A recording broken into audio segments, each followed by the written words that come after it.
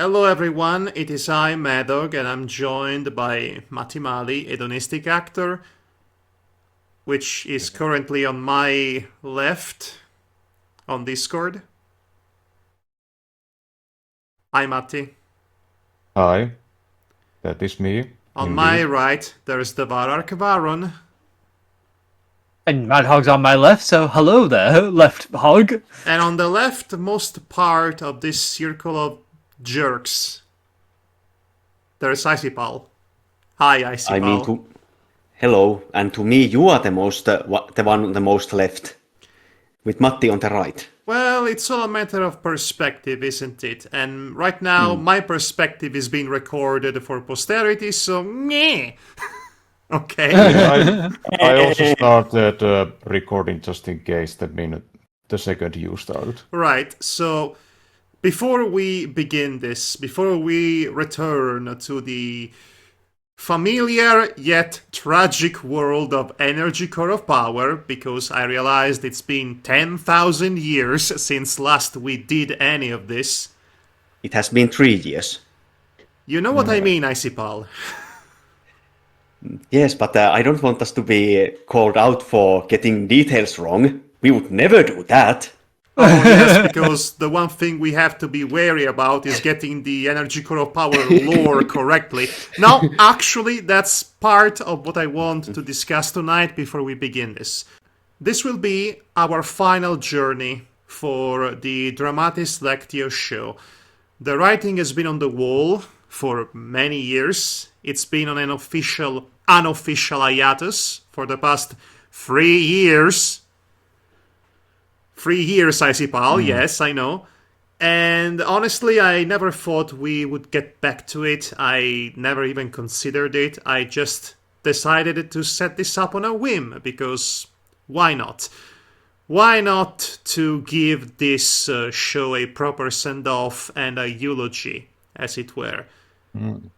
The reason why Dramatis Lectio has to die is simple. It is a relic of a bygone era, an era in which it was acceptable to do what we have been doing with this show for the longest time. Because we started off by essentially making fun of amateur writers, mostly young people writing fan fiction, and that ethically never sat well with me. It was something that everybody was doing, but it is something that has its roots in the worst kind of people on the internet, essentially making fun of autistic children for being quote-unquote cringe. It's where that all cringe culture BS originates, and we were just part of the problem. So, to mitigate on that, we decided to just starting roasting ourselves, making fun of the dumb things we wrote when we were younger. But therein lies the same issue. We are still making fun of kids or young people enthusiastically writing something that's not good because they are amateurs. And even though we're making fun of ourselves, by making fun of our younger selves, we are still propagating the notion that being young and having ideas is inherently cringeworthy. Being a jaded adult instead is cool. Because we know better, so that means we have to be better than what we were. But again, therein lies the issue. We are propagating cringe culture BS, even if we are roasting each other. And I mean, we are all consenting to this. At the end of the day, we're all consenting to just make fun of each other and pretend to be angry about the dumb things that we wrote when we were dumber. But at the same time, there is a fine line to walk in there, a balance that is difficult to achieve, in which we can do this in good fun without being mean, without being unnecessarily mean-spirited. I could be angry that you included Vladimir Putin in your comic. I could be, and I was angry.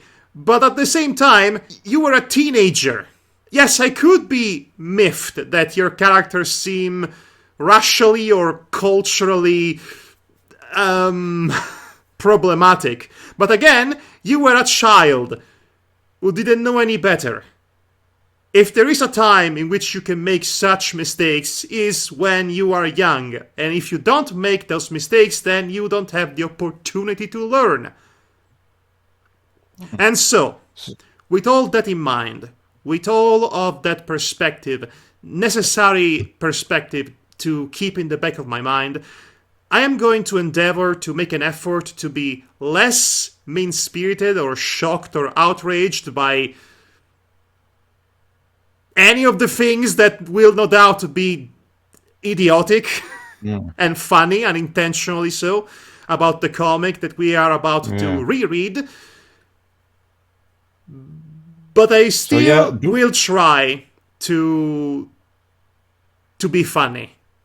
And it's going to be difficult to balance this, but I'm going to try. I'm going to make an effort. Yes, Matti? For this... in this episode we are going to be in a balanced feedback on good and bad feedback with this refined critical analysis. And No. classical music here. No, you misunderstand me. I have no interest in doing critical analysis here. I don't want to be constructive. I don't need to, because we are here to be the riff tracks of your childhood comic. Yeah. Just and we don't need to... lighthearted laughing at myself. Yes. Preferably without being too mean-spirited or without being too performatively angry, right? Yeah. You can't criticize me because I already did it for you. Which is not a shield against the criticism, mind you, but still. And this is why. Yes? I will say that I never joined the show with the intention of,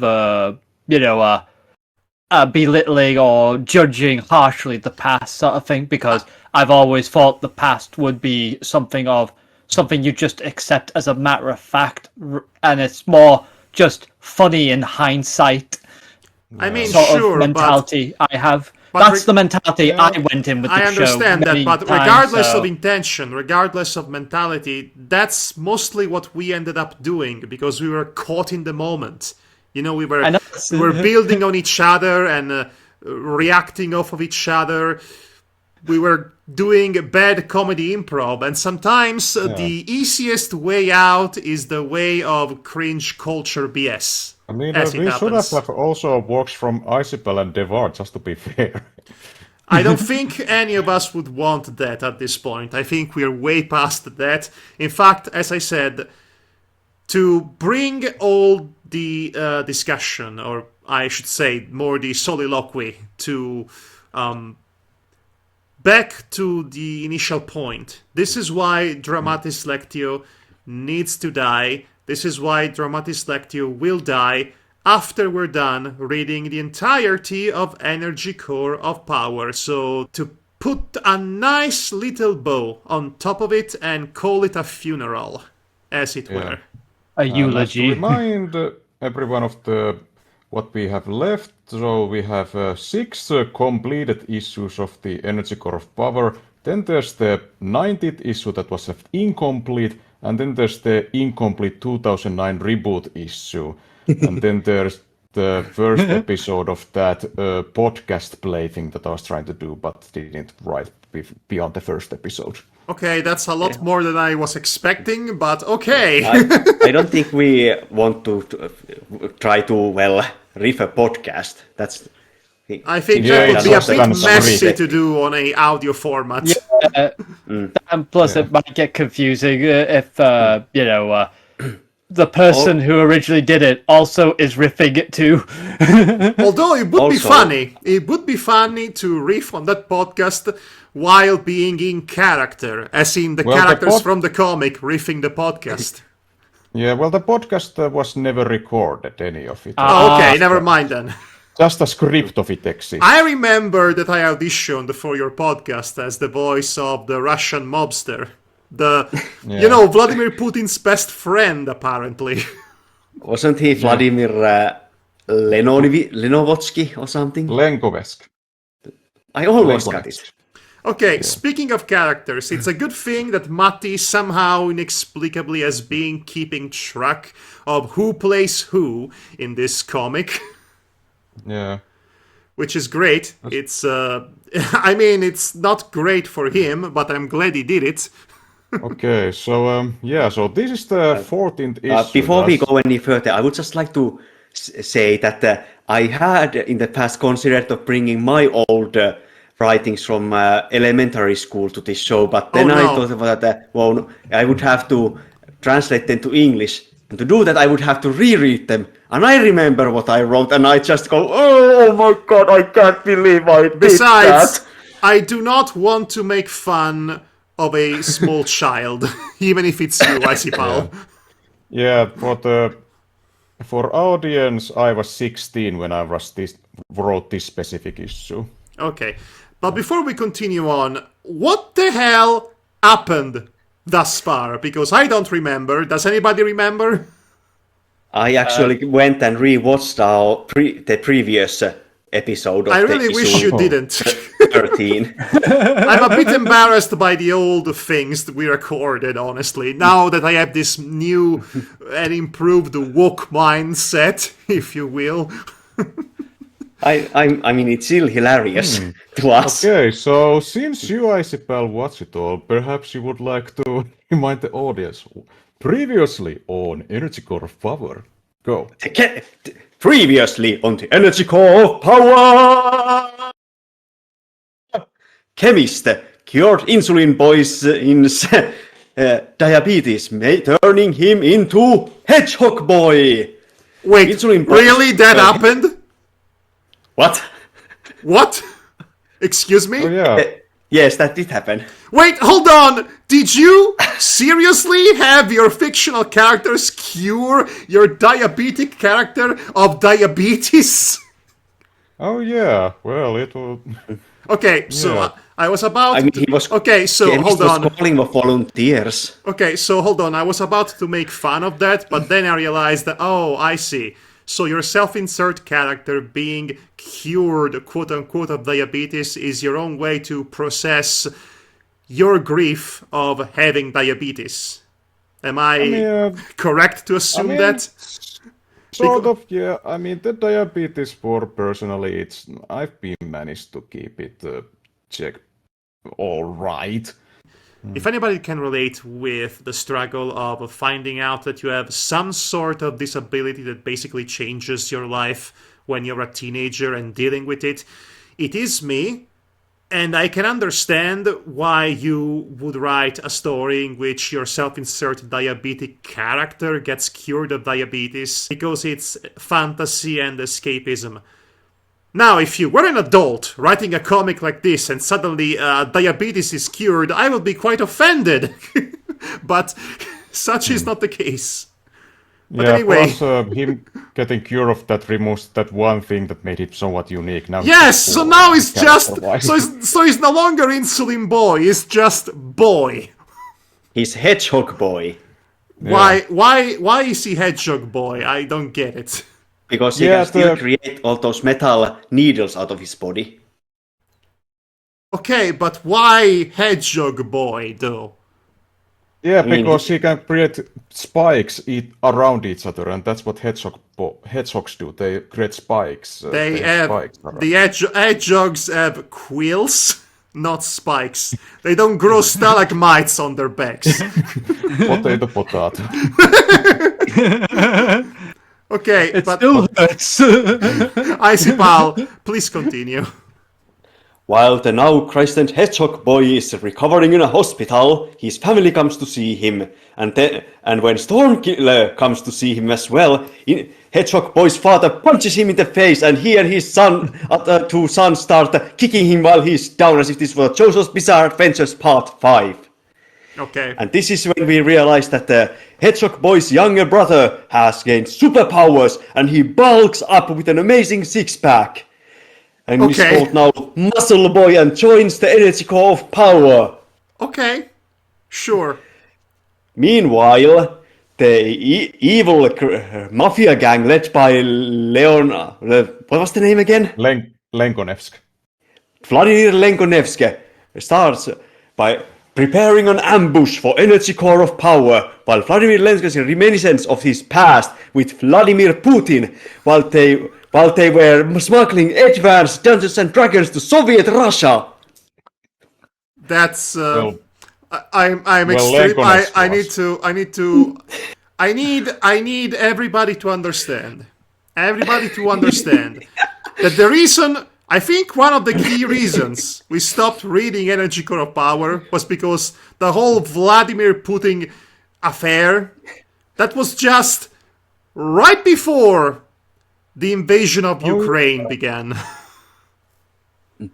So yes, that put a bit of a sour atmosphere on things, to say the very, very, very least.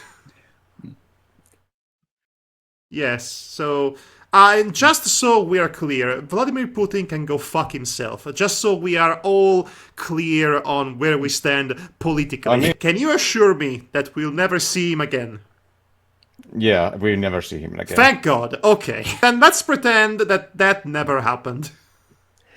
And while that is happening, Not happening. Shigeru Yakunome, the liar, appears at the base of the Protectors of Humankind and joins them, while showing off his new power that he can infect people with his lies, hypnotic lies that they spread them and make other people believe them, while also telling them basically Fox News.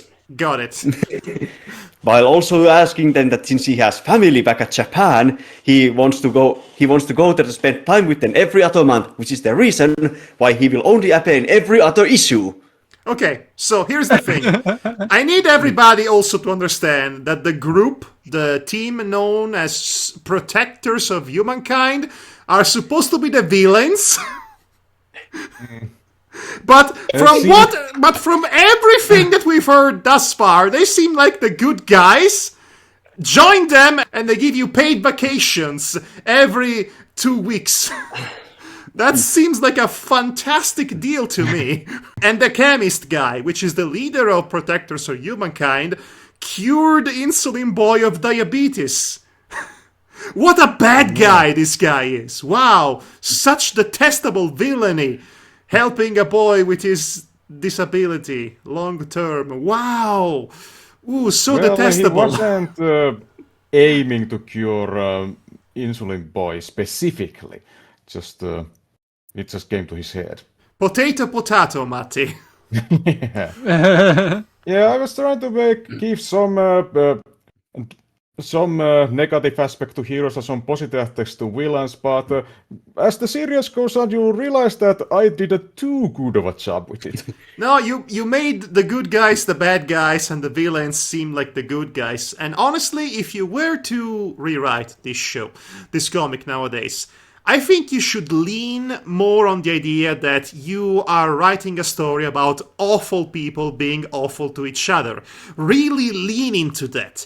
In how much damage they do to themselves and the world around them, in how toxic Stormkiller, the protagonist, is. And while you're at it, you could also comment a little bit on the state of the economy and homelessness, since the protagonist is a homeless person. You know? There's a lot of potential there. Yeah, but he was homeless by choice. Okay, clearly you need to rewrite some things, right? Also, there is no such a thing as being homeless by choice. When you leave your family because of an abusive situation and then you have no lifeline left, you are still homeless. It's not really... Nobody becomes homeless by choice. They become homeless by circumstances. Even if you wrote it and phrased it that way, that still doesn't count as being homeless by choice.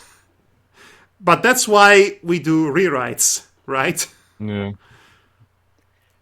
Anyway. And immediately after Shigeru Yakunome's appearance, Zombie Granny comes to complain to Chemist that she hasn't been able to turn anyone into zombies recently. I remember Zombie Granny. And then the ambush prepared by the mafia gangsters sprungs on the energy core of power, and they fight. Yes. And they defeat the gangsters. And then, Sure. and then the protectors of humankind appears, and they are going to take the gangsters into custody. And while they argue, the gangsters escape. Okay. Our heroes, everybody. Everybody sucks so much in this world. Oh, Yeah, and if I recall correctly, the world has been dry, literally no raining water for months. Oh no, that problem was solved when Stormkiller, when everyone realized that they can improve their powers just by thinking about them really, really hard. So Stormkiller used think really hard and gained the powers of the storm, turning himself into a cloud and raining all over the world, bringing water back to world. I would like to no. extend my thanks to our official Energy Core of Power lore keeper, who writes the wiki articles for Energy Core of Power. You got the detail wrong. Stormkiller always had that power, but he didn't realize it until he was almost killed and then realized that. Now Let he has us be reminded. Let us be reminded that this comic starts when a homeless person kills God, and that homeless person is Stormkiller. And also a reminder that said God was the one who was best friends with said homeless person who was living at the power plant that the God used to own when he was still a human. Yes, when I say God, I mean, when I say God, I'm being slightly facetious because it's a rich douchebag who hates homeless people, and he did get what was coming to him. And also, Actually, when we get the flashback of him meeting the young Stormkiller and letting him and taking care of him and letting him live in his power plant, he comes off as the most understanding and caring character in the comic. Okay, then what the hell happened? Yeah, he was just getting tired of that he did nothing with his life, so he just tried to get rid of So hold on. It was less about killing God and more like having a spat with your father figure. Is that what happened? Something like sort of, yeah. kinda. It's left there kinda vague and not very well explained. You know, much like this entire plot, am I right? And also this summary, I am more confused than ever before. And at the end of the previous issue, we cut back to This. Sodium Man walking across the desert, exploding everywhere. Okay, right, I almost forget about the best/worst character that Matti has ever written. The former Waterman who became Psionic Sodium Man? Radioactive Sodium Man. Radioactive Man. Toxic Man. Basically a villain. Basically the final boss. Okay, Matti, I need to... Matti, I have a request. If you ever rewrite this series again, please keep the Chris Maples dancing on his son's grave and... Listen, that guy, that side character. Wait. And also keep the entire script unchanged of the heroes and villains basically planning the bank heist and then everybody getting mixed up. Okay, yes, like I said, make it a comedy. Make it an explicit comedy. Make it a comedy of errors. Make it It's Always Sunny in Philadelphia, but with superheroes. That's what I would do with this franchise. But yeah, that's the only two things I want to say, request-wise. Honestly, that character, that side character, which I playfully named... Yes, which I playfully dubbed Ken Williams. That is the best character you have written, period. No notes is an odious, funny bastard, and I would not change anything about him. Yeah. Brilliant.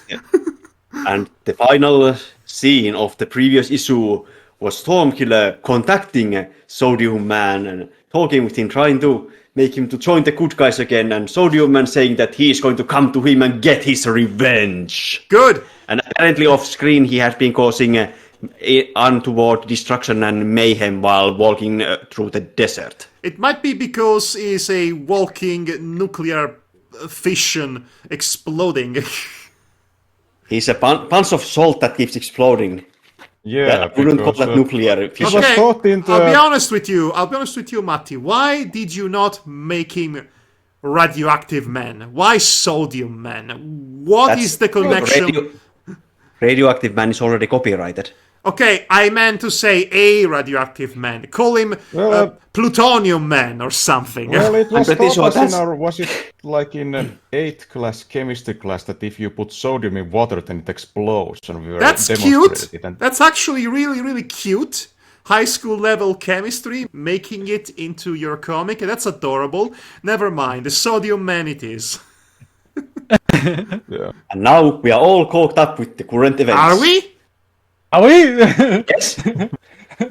You skipped on quite a bit. For example, Smoker dying, which was funny and hilarious. Hey. You said summarize the previous issue, not No. the entire fucking No, series. I actually asked you to do a summary of the whole series.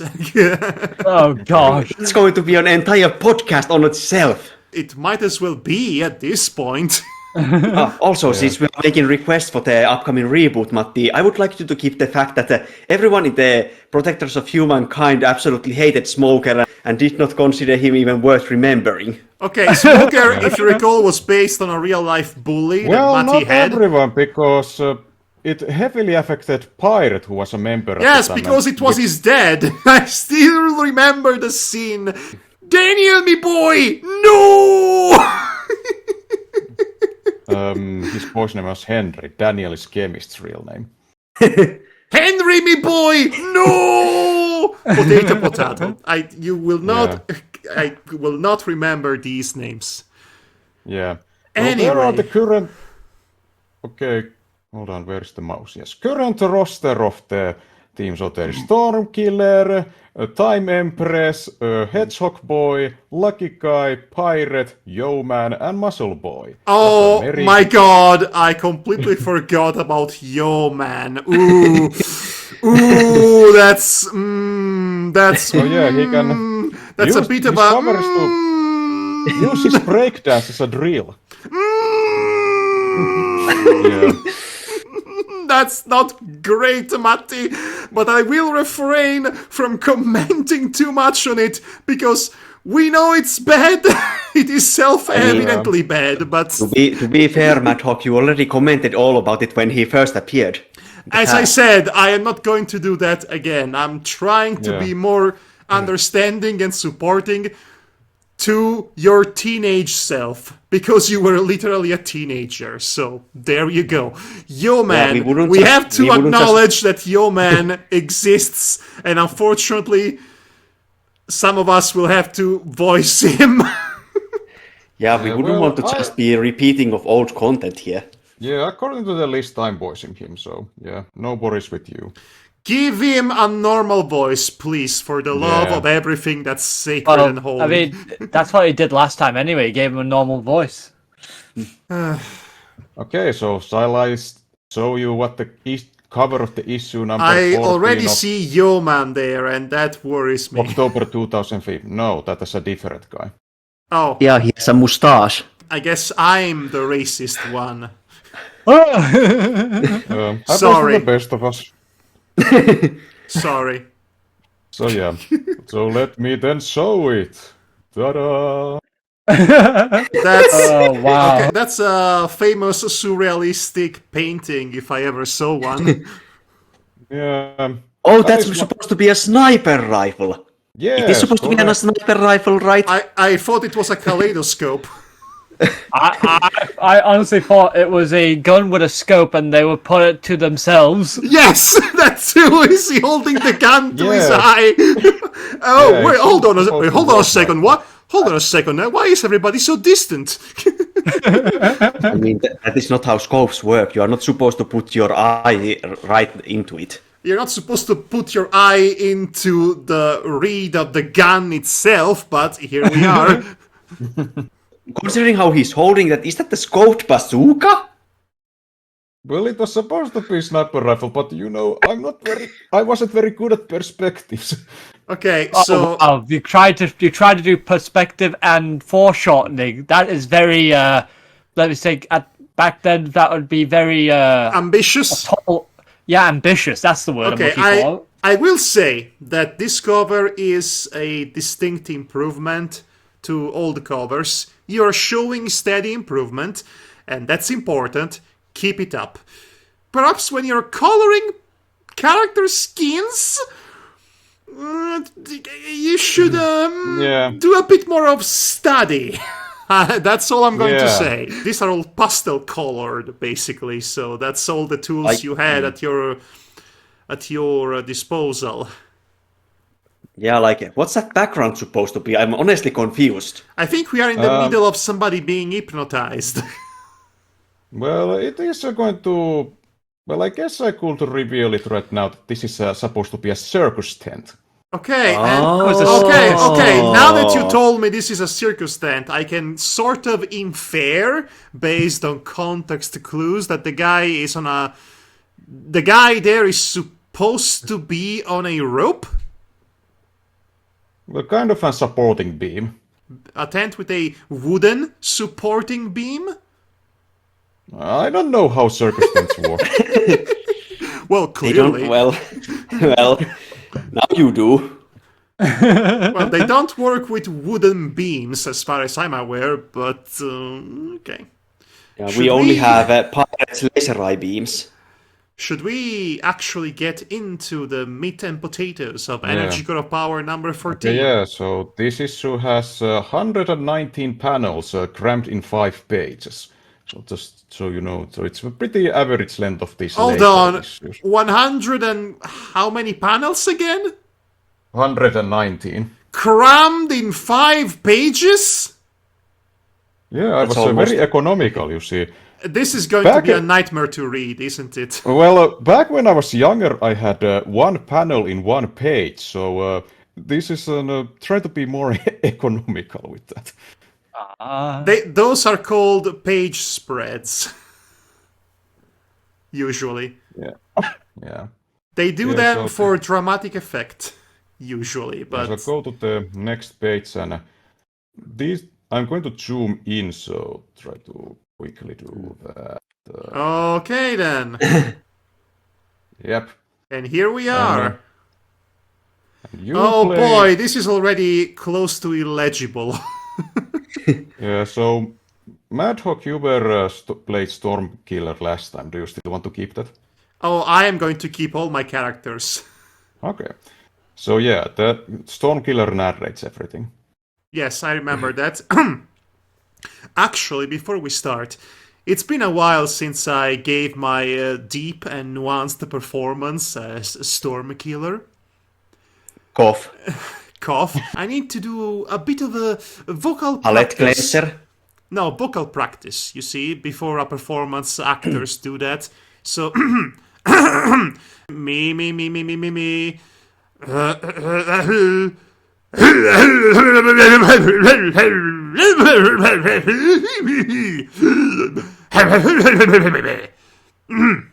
Okay, done. So this is my performance as Stormkiller. After we found the right sequence, we could listen to Lankanesque speaks. I just hope he says finally something useful. Shot in the circus. Title The drop. title of this issue. Thank you. And then Oh no, there we are is going to the- see. We are going to see the origin story of Robin again. I hope not. Dick Grayson, age 9. No, Shut you take up! Shove it up where the sun ain't shining. Okay, yeah. And then there is Chemist, played by me. Only interesting thing they have said that they bought rifle from somewhere. And then Lenkones is apparently played by Devar. Yeah. Oh, I actually thought- forgot all the voices. I thought I was He- voicing him. No, you You didn't. voiced him in the originally when I 10 years ago when I reviewed all this in my own show, I asked you to voice him there. Okay, well, Devar, can you do a Russian accent? No. Remember, everyone in the multinational mafia gang had wrong accent, so Devar needed to sound wrong Russian. I don't think we've ever done that, actually. We did, yes, we did that. I've honestly forgot what I did for this guy. Honestly, Well, Apparently, you were trying to make a Russian accent, but it didn't work, so you kept at it. okay, I'll just keep on going. Then. Okay, folks, time to reveal my plan. We're going to. I mean, that does sound very familiar. That's going not to- really, that's not, you're not even trying, okay? A bit of trivia, actually. I did a stage performance where we were doing the Robinson Crusoe, and I was playing the King of Spain, but I kept on coming out with a different accent, which was the joke. Wait, hold on. Time out. When did King of Spain appear in Robinson Crusoe? It did I don't not. remember. It was a cabaret, you see. So that means that means there was some. No, I see, Paul, you see, you heard incorrectly. It's the King of Spain. Yeah. So I was. But I don't remember even him from the book. Anytime I came on stage, I was like, "For I am the King of Spain." Okay. Nine. Okay, Anyway. well, Devar, carry Yes. on. Anyway, it's time to reveal my plan. We're going to assassinate King of Sweden. I strangely remember this plotline from your old videos about your comic, Matti. Okay, we are in the King of Sweden story arc. Great. Amazing. So, And apparently it we- involves a circus? so are we still in Boston or are we in Sweden? We are now in Boston. And Okay. then there is Lenkonev's line still. There's circus after Nobel No. Award! Antoinette. Damn it, Madhog, stop trying to steal other people's lines. You are not stealing the show here. Wait, hold on. Okay. I thought Stormkiller was talking. No, because... And you see, his mouth is not open. He's listening. Cut me some slack with this comic. The circus after Nobel Awards, and he is probably going there. That is easy place to assassinate him. I have plane tickets, so we should go. Okay, yes, as we all know, Sweden has a circus after Nobel Awards. Timeless Swedish tradition of Nobel Awards plus circus. It's their equivalent of Netflix and chill. Yeah, I well, mean, I this would like was... to- I would this like to comic know is who based- is paying them to assassinate King of Sweden. Yeah, it's about to be told. Lucky that I have some things on Sweden too. We can easily stop their plans in midst of Nobel Awards. Question. Why, at this point in the comic, are we wasting time with the street level thugs? Yeah, I'm not sure. They're just trying to get them jail in order to get public approval and kind of competing about it. That's been a thing for the past 3 issues. You have given way too much time on the mafia, considering we have a literal walking apocalypse in the desert right now. Both teams are trying to gather also more members so they could go challenge him. Can I also point out that I love the fact you used two different versions of Nobel and Noble. Whoops! Continue. Right. So, this is good place to tell some details without anyone hearing us. Now I tell who we are really going to kill. Okay, wow. Setting up a red herring and immediately killing it. Oh, right. I forgot to mention from the summary from the previous issue that the gangsters realized that the protectors of humankind have put the listening devices in their secret base, so they went to look for them and apparently found them and now know that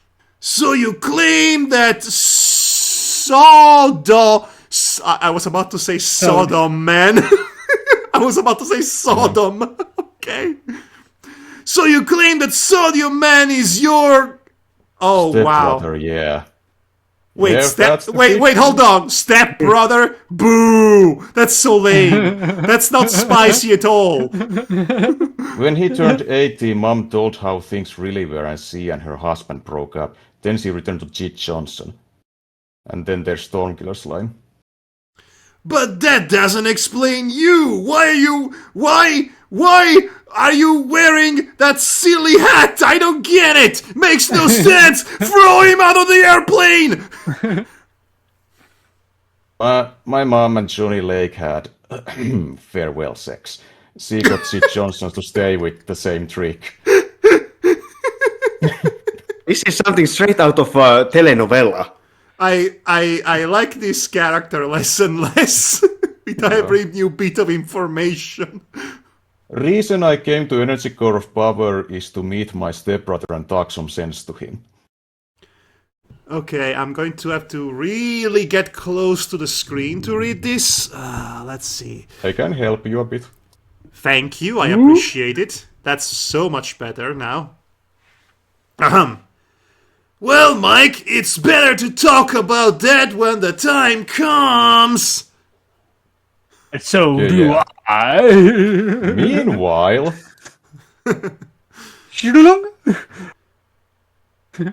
That's what the sound effect looks like. Oh, hold on. I remember this guy. The Ripper. The Ripper. also played by Madhog. Yes, and I also remember the voice I gave him. So why did you send Emily to kill our headquarters? This is a trust test. We have had desire to make people into zombies. If she turns someone into zombie, I'll kick her out of the team. Okay, so Emily is the name of Zombie Granny, which we established is the granny that turns people into zombies. Also, she's undead, and she's Stormkiller's grandmother. Yeah. Stormkiller's and Lucky Guy's grandmother. Because, yes, those are brothers. And there is this recurring gag in which I voice all the members of the Stormkiller family, and I gave them all the same voice. Well, though Zombie Granny. Well, yeah, Zombie Granny is voiced by Icy Pal. Mm-hmm. Well, you killed the joke even before we could begin doing the joke. And now I will raise it from the grave. Yeah, you had better not do that voice because Discord is cutting you off real bad. Well, I am going to raise you, Discord, as a zombie now. Anyway, can you zoom in on that last panel, please? I hope Zombie Granny manages to finish the trust test. What? Yeah, What? because What? Whoa! Whoa! What? there What? is still one line from Ripper. Ah, right. Hammerway have some serious problems with Mega Man. She has weird desire to kill, and to revive, and to kill again, and to revive, and to kill again. Kill the rabbits over and over. Look who's talking. Why? You always like bloodshed. I've never realized why you killed Smoker's friends so cruelly. Alright, he killed a bunch of children! I remember now! This freaking guy! Yes. So casual about it. It really damaged our reputation. You don't say! You don't say! You don't say, chemist! I can zoom in if you want to read. No, it's good. It's good enough. You can zoom out, actually. Okay. You want to know why I kill? Fine, here's my tragic backstory. My father, Fredo Lepuzzi, was a mafia killer. Although he didn't tell it right, he forced mom to not tell it to anyone and wanted to teach to me all of his skills. This is what happened when I was 8. This is his father, I assume. Yep, who wants to play Fredo Lepuzzi? What? Jacques, be reasonable. Being mafioso is exciting and rewarding job, says the man who's obviously... Honestly, considering the kind of shirt he's wearing, I thought he was already behind bars. Which would have been funny. Translated from French. So he's from French. Oh, so he's French. Jacques, be reasonable. Mafioso is exciting and rewarding job. But Dad, I don't want to be a mafia killer. I want to be a president. The president of the Kingdom of Sweden, if you please. Oh, listen there, kiddo. It's not worth it. Presidents will be shot by moi. Really? Jawohl. Marie, the most important thing in Mafia Killer is to know how to use le guns. If you know what I'm saying. French. I don't know much about guns. Don't worry, you learn in time. I thought they were Italians, you know, Lepuzzi. They are half Italian, half French, because you remember the French Annabelle Belacroce, which is... Why would I ever remember that? Anyway, don't worry, mon ami, you learn in time. Do you know something about weapons? Is this trigger kablam? Yeah, that was a great idea. Great idea. Give a kid a gun. The super dangerous professional mafia killer did not know anything about weapons. So far, this is on par with every other backstory, honestly. Yeah. Uh-oh, zombie granny jump scare. Father was in queuing jobs before it, so he probably thought that there were no bullets left. What a professional. When I accidentally killed him, I desired to kill only with the gun good reason. Oh. Yes. That's only one take. He was not stupid enough to give a loaded gun to someone who has no guns, but he was incompetent enough to not check if his gun was still loaded after using it. Yes, being a mafia killer is awesome, child, literal child. Here, have a gun. My God. Really sad to hear, but try use your powers to our enemies. Hold on, this does not explain why you're into killing so much. Shouldn't that be a traumatic event that makes you hate killing instead? I don't know anything about human psychology, but... he decided to kill only with good reason. Oh, okay, sure, that includes a bunch of teenagers. That's an extremely good reason. Well, they were trying to rob him.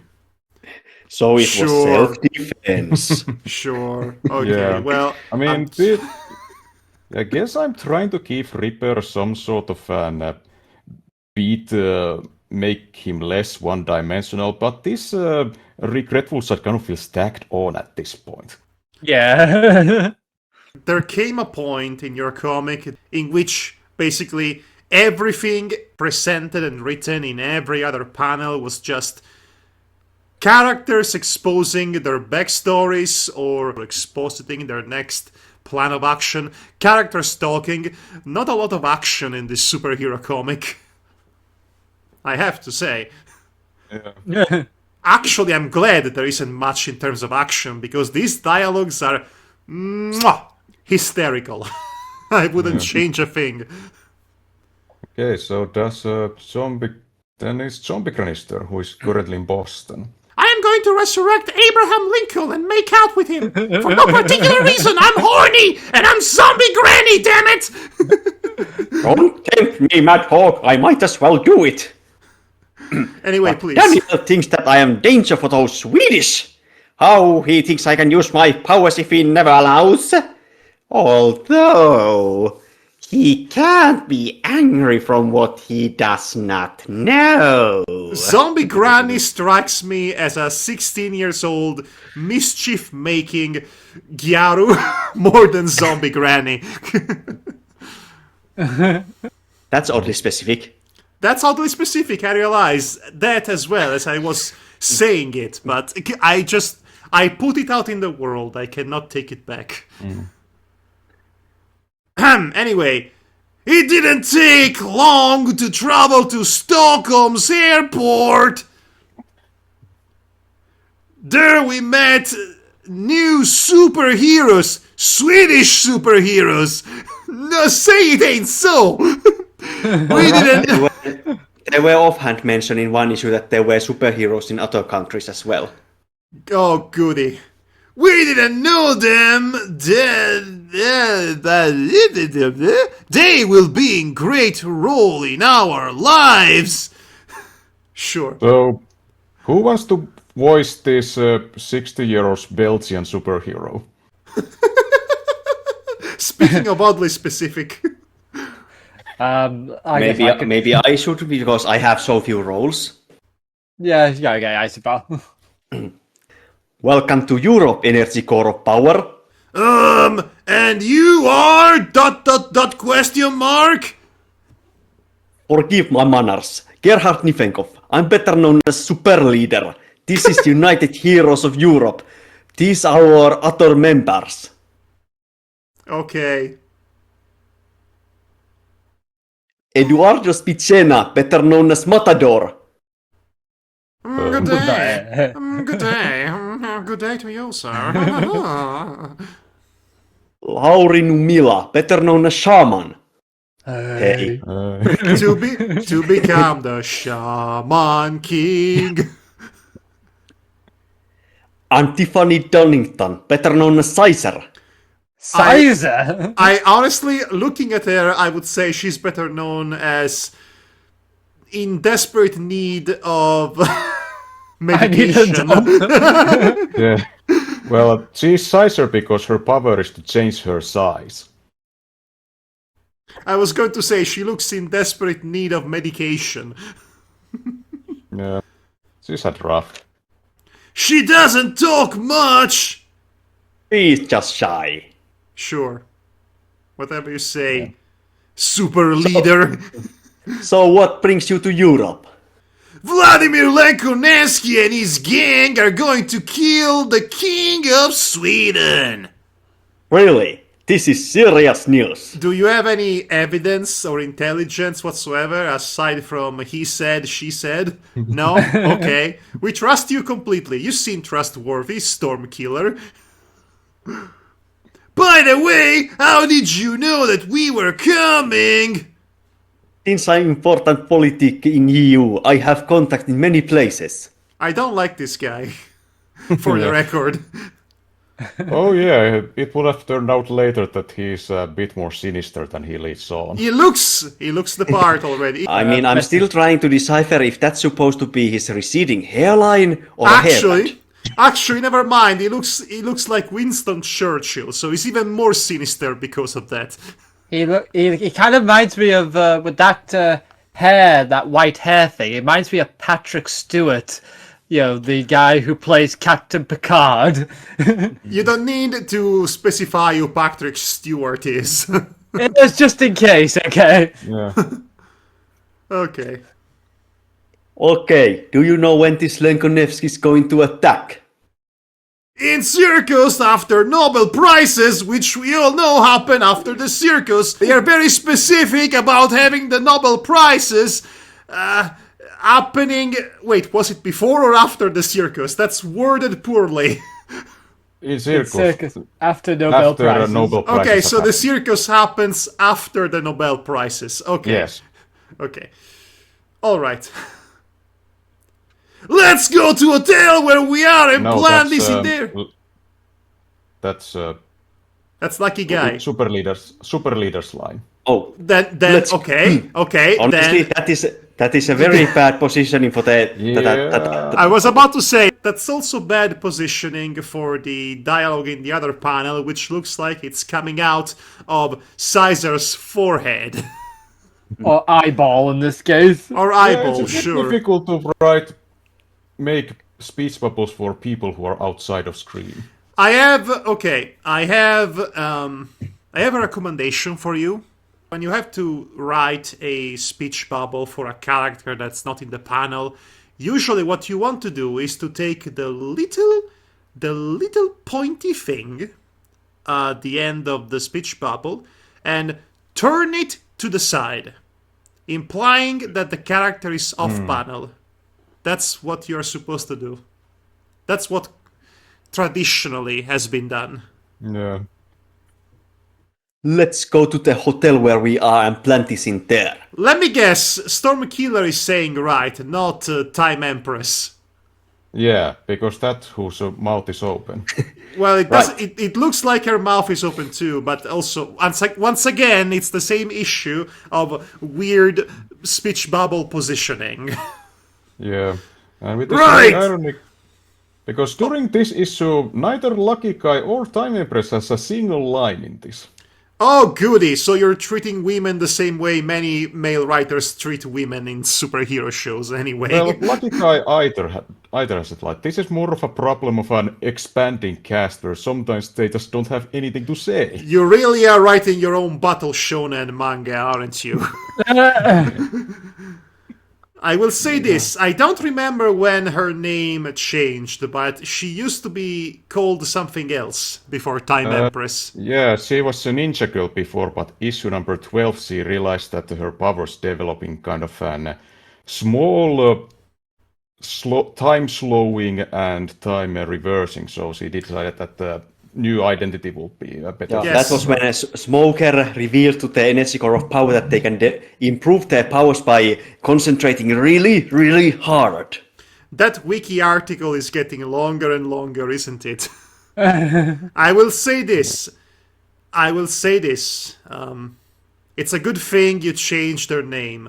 I do not need to comment or indeed to add to how problematic it is to give the Chinese woman the name Ninja Girl.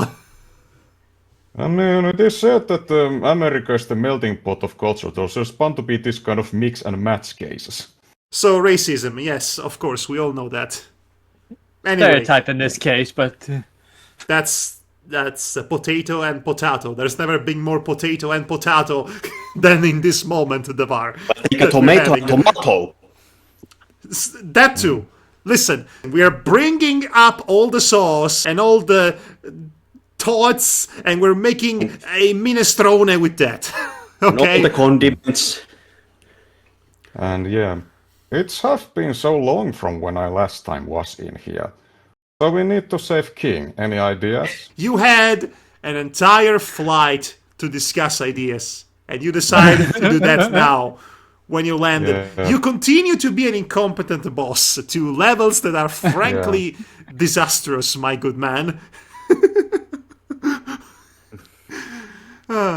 Yeah, then which is played by Devar according to the list? oh I god, what voice completely did I even forgot give about her? the witch. Oh, what voice did I give her, Icy Pal? Do you remind me? Oh my god, I don't remember anything specific. Oh gosh. Okay. I mean, well, she's French. Does that help? Why do you, maybe, you have too many French characters. I'm calling it now. We I mean, there's need only less 1.5. French characters. There's only 1.5. okay. Let me just do this. I just put protection from normal missiles to him, and it's done. This sounds familiar. I think you got it. Yeah. I heard that King is on his castle's balcony. Let's go. It'll be easy to kill. We're not here to kill the king. We're here to save him. Potato, potato. And what you see here is supposed to be some kind of an invisible spell effect. That is I'm kind of sorry. here. That is the king of Sweden, Matti? Wait, Yeah. I think that's super. Wait, what? Wait, that's supposed to be King of Sweden and not super leader? Yeah, Why they you got the see, same hair? he has glasses. Oh no, that we got NPC models getting repeated already. And the king does feel the effect of the spell, but doesn't know what it is. So he says, "What was that?" Or well, it's just Matti, that one do scene, so you, it will be- Matti, question. This has nothing What to about do it? with. This has nothing to do with the quality of the comic, but did you know who was the monarch of Sweden at the time, or are you just pulling this completely out Yeah. of your? Yeah, You did? King Carl the 16th Gustav. And that is supposed to be him. He's still the king of Sweden. That's the guy. That's supposed to be him. Yeah. Kings tend to be too long-lived, for my taste. I mean, he does not have any actual political power. Except the power that all kings seem to have, which is to say they can just shut down parliament. They can do that. They can all do that. I wish they he could do do that. that? I wish they could do that right now. Not gonna say any more than that. I'm pretty sure that Sweden and other Nordics that still have royalty it's just basically a figurehead position. They don't have any kind of legislative or It would be so much. any kind of Yes, actual authority. you know what? Yeah, that's even worse because then what is even the point? They are a waste of tax money, if nothing else. Screw I them. don't know. Parasites. What does it pay to be a king in a non-monarchy? Basically, you're famous for being born rich. Anyway, Anyway, let's continue. All right, that's done. What next? There's dancing before Nobel Prizes. I go to check some clues about whereabouts. Ho ho ho! I will not kill any teenagers this time. You can trust me. Trust me. Let me check who voices. I think I This remember guy. this guy. Igor Vietzkos Madhog is indeed voicing him. Aha! So what are our jobs? Aha! That's the voice I gave him, I'm sure. You and Boris make sure that target won't get out of tent. Luigi and son. Luigi and Son? Welcome to Luigi and Son's pizzeria party. Make sure that none is coming in to distract. Wesley checks that target won't move away. And there's the man with the orange skin, which, as you told me once or twice, is supposed to be Romani. Yep. And Why? you Chong. Why orange? I dare ask. I'm not sure. But The- it's more of Tell an him- brown than orange when you really look at it, but Maybe it's an issue with how this page was scanned. Maybe the colors have been warped. yes, let's go with that. Let's go with that. Okay, sure. And you Chong. Obviously assassinate. Obviously, Chang, my man, he's the assassinate guy. Go And assassinate. Sang Yang is also played by Devar. Obviously, I don't remember his voice at all, so I'm just... Neither do I. Obviously, have I told that I was new as Hawk's Eye in China? Yes, hundreds of times.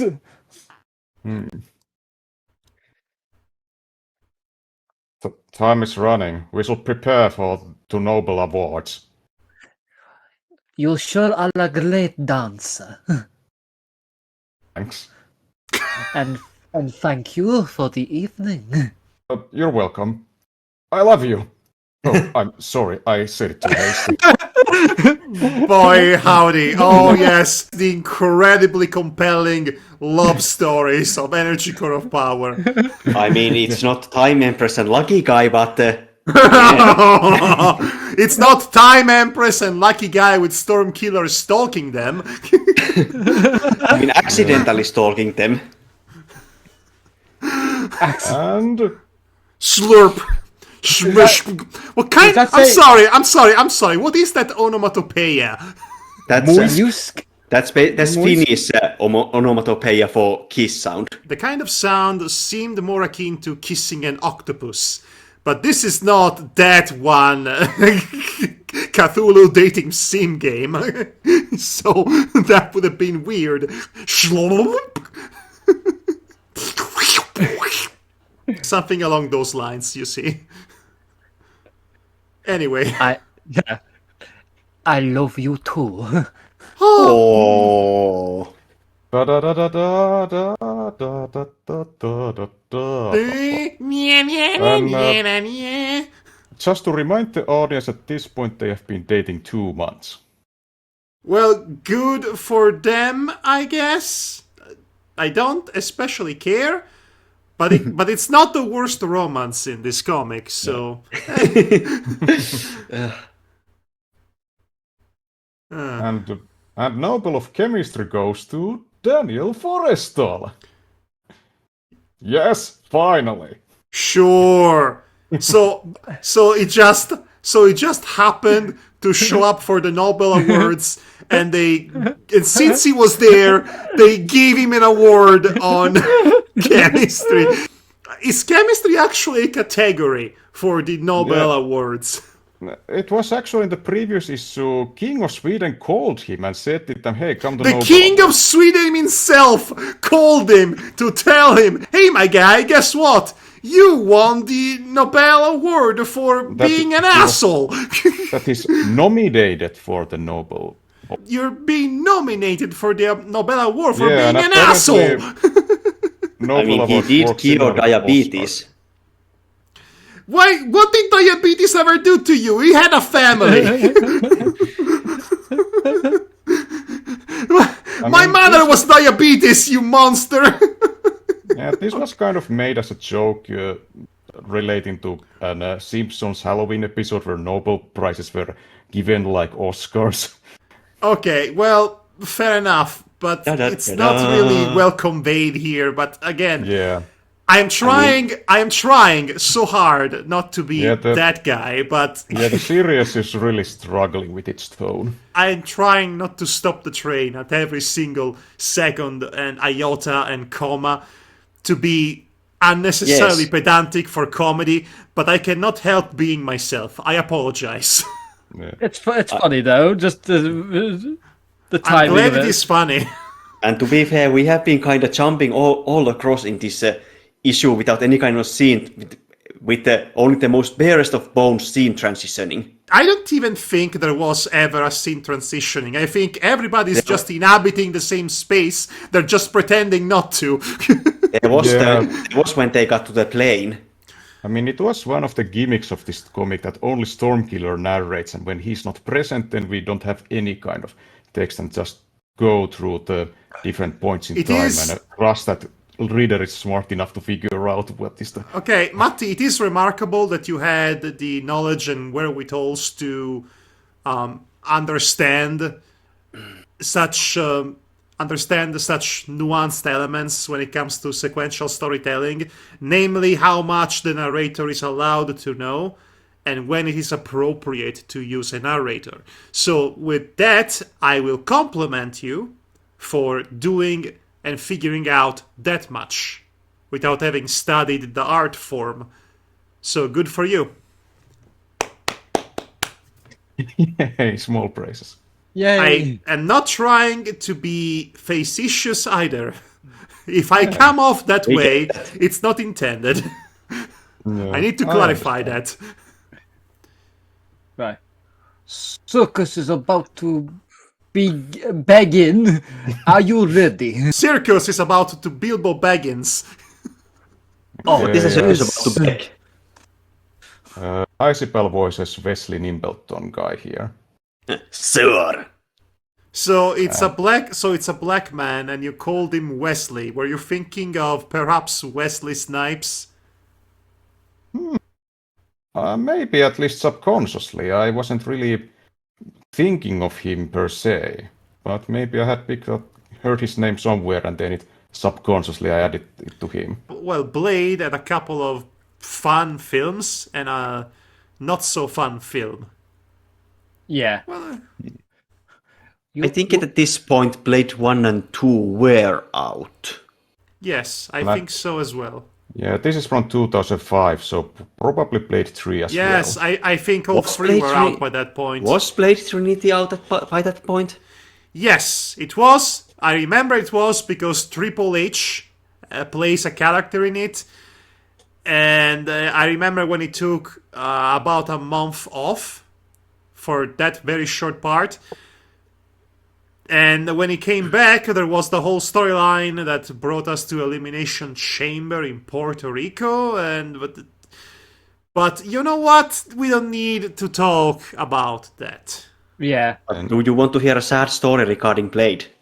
What? Only Blade movie that I have ever seen is Blade Trinity. I'm sorry. Oh no. I'm so I've heard sorry. that's not good. It's not good at all, and which is a shame because in it, Blade is fighting Dracula. Oh. Yeah.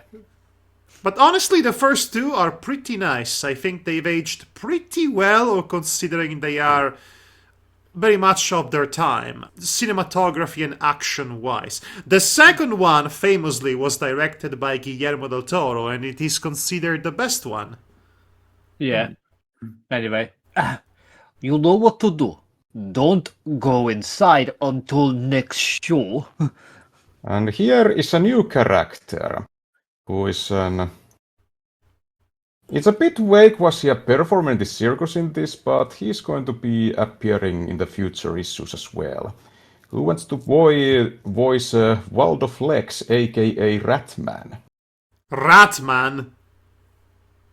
Why is he Yeah, called he has- Ratman? He has specifically many abilities that rats have. He's able to withstand high falls and is able to eat poisons and recognize them and spit them out and eat concrete, all that kind of stuff. You'll be That's cool surprised to things that know. rats can do. You'll be surprised to know that there are at least already a couple of existing Ratman in fiction. So I can imagine. Yes. Anyway, shall I voice him? Maybe I should, since I still have the least amount of roles in this. Okay. Yeah, let's in this okay, give it sure. to- Sure. What voice are you going Is to it- give Ratman? This is bad. Good thing is that if I can miss their plans, I have good chance to get out of the circus. That's exactly the kind of voice I would have given him. Rat voice, yes. Yeah, and then we back to Boston with Muscle Boy. played by Oh my god, Muscle Boy has... Oh no, Muscle Boy has mid-2000s spiky hair. Oh no, that gel. Oh, I hate it so much. Yeah, it was pretty reminiscent what my real-life younger brother had at the time. Oh, I'm Did he so also sorry. have his back hair look like upside down mountain? What? Did he also have his hair at the back of his head look like an upside down mountain? Does not stay consistent between panels. Yeah, I'm not sure about that. Okay. I see what you mean. Actually, that's a typical haircut of the time. Sadly. Who voices not I think- Insulin Boy? I mean, I've said it was me, but Yeah, I'm Devar kind is listed here. like once again, I need to remember what voice I gave this kid. I mean, he had only a few lines previously in this series, so Yeah, Go okay, nuts. okay, maybe I should go with like, man, this boring. When Stanley left me here, I'll sure miss all the fun. I'm sure that I bore to death in this empty hay. This could turn interesting after all. I mean, I know it's hard to see because the color of the ground, but that is zombie granny there outside the window. Yeah. Is it? Oh, I see her now. What? Where? Oh my gosh! Zombie Granny Jump Scare Part 2, The Revenge! She just blends in.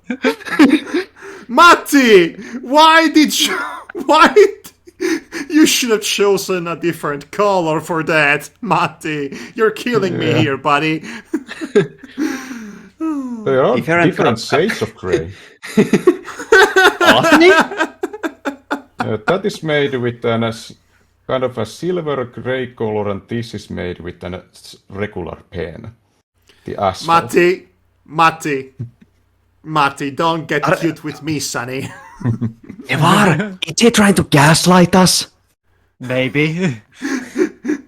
I mean, And it's there pretty is- funny. It's pretty funny. The zombie granny jump scare.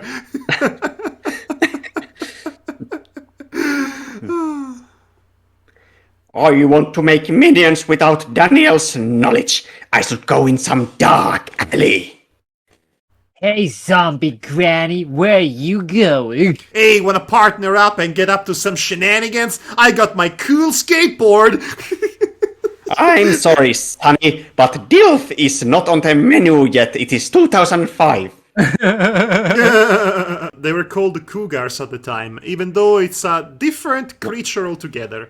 No, Cougar is still a thing. Gilf is a step older from there. No, the Cougar is the older lady on the prowl. The MILF is the hot mum. No, Gilf. G-I-L-F. The DILF is the guy. No, Gilf. G-I-L-F. Oh gosh. Yeah. G as in George. Matti, Not D as in Daniel. Matti, I just realized that this is incredibly stupid and we should move on. Da-da-da-da-da-da. Also, there is- wood.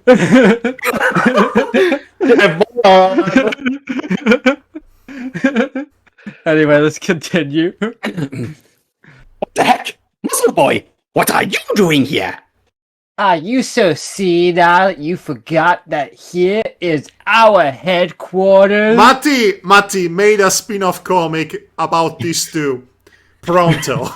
And only these two. I mean, I think the saddest part is that Muscle Boy is probably correct since everyone knows where the ENERGYCORE of Power headquarters are. Yes, Zombie Granny says.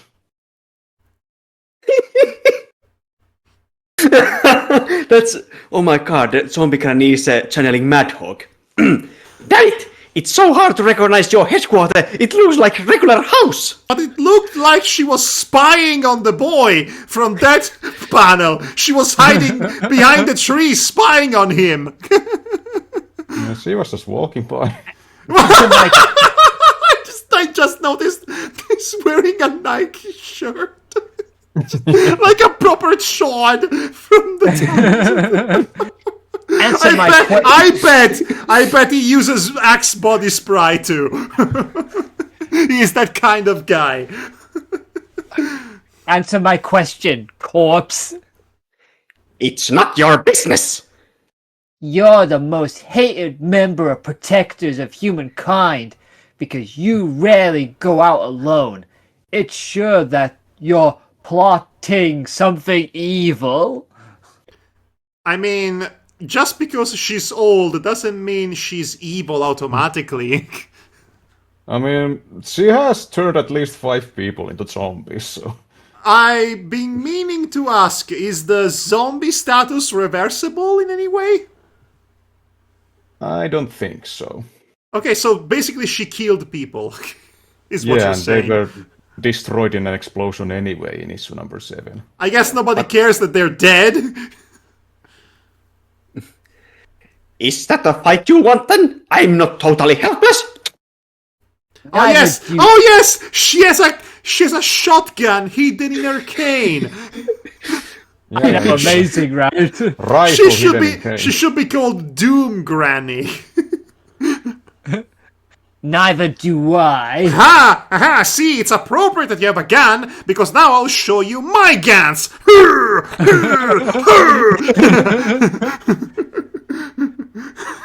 As you can Blam. see from this fight choreography. What is happening exactly? Muscle Boy throws a car. That's what I thought. Muscle boy through a car. Whoa! I did say those. Okay, you did say whoa and ag. Yes. Did you? Well, I can do it again in case Discord if you got... Yeah, do it again. Okay, Yeah, Discord this is guy cutting again. you off. That's the problem. Well, Yeah. alright then. One more try. Whoa! Ah! Okay, that's Close enough. Oh, that's violent. That's gory all of a sudden. I think that does it. Get your remains and go. Yeah, okay, so he threw a character, and that happened to very cleanly behead her. Yep, but that doesn't stop a zombie, as we all know. No, And they I are have doing more. this No, thing... I have more issues with the logistics of a car beheading the head and not just destroying the entire body. And they are doing again this that the ENERGYCORE power and Protectors of Humankind are going to fight, then they're going to stop, and this basically decide, let's continue this sometime else. Yes, they do that. Now I need to go headquarters and sew my head back. Then I should start to use SCART. Oh, What? I'm Scarf? supposed to win scarf, but apparently. I was I was wondering why HDMI Apparently F was I remember. absolutely I remember SCART, but they don't make those kind of televisions anymore. That's why I'm taking good care of my TV that is smart but has also a SCART port. My SCART cables, I still have those. I mean, you can easily get adapters for a SCART HDMI. This has been very educational. Someday I will change one of them. Yes, I will change one of my I'll SCART get you cables. next time, muscle boy. Next time. Someday, does she mean to say that someday she will turn one of them into a zombie? Yeah, Yes, that's what. Madhog boy. I had to interpret it a little bit. Moving on. Do Scene you have transition. Do you have any idea when they'll strike? If I know anything about them, and I totally do, soon after lights are turned off. Thank you. I was annoyed at this small text I cannot read through the Discord screen sharing feature. But also I was annoyed because United Heroes of Europe suck! Couldn't help us because their robbery somewhere... The robbery. There's a robbery. There's a robbery somewhere, Mega Man. There's robbery somewhere! Anyway, we're totally at the circus now! Yeah, But... I know there was robbery in France. Some guy named Lupin. the original Lupin, somehow. But soon I got something else to think. and now the amazing Gravity Girl. I'm sorry, I'm confused here. These people are... These are circus performers, but they're also superheroes? Yeah, she has superpowers and uses her powers to do circus acts. I mean, there is no law that says that you have to become superhero or a villain if you have superpowers, unless we are in that time of the Marvel Universe where the Superhero Registration Act is in effect. Okay, thank you.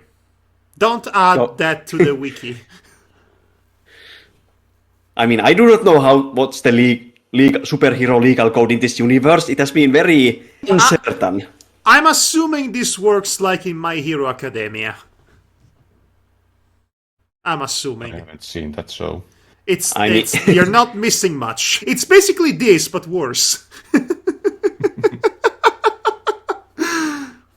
There I saw her! The most beautiful human I've ever seen! I'm turning into Strongman! Oh, Storm Killer, horny! Wait, Never that is not seen- right.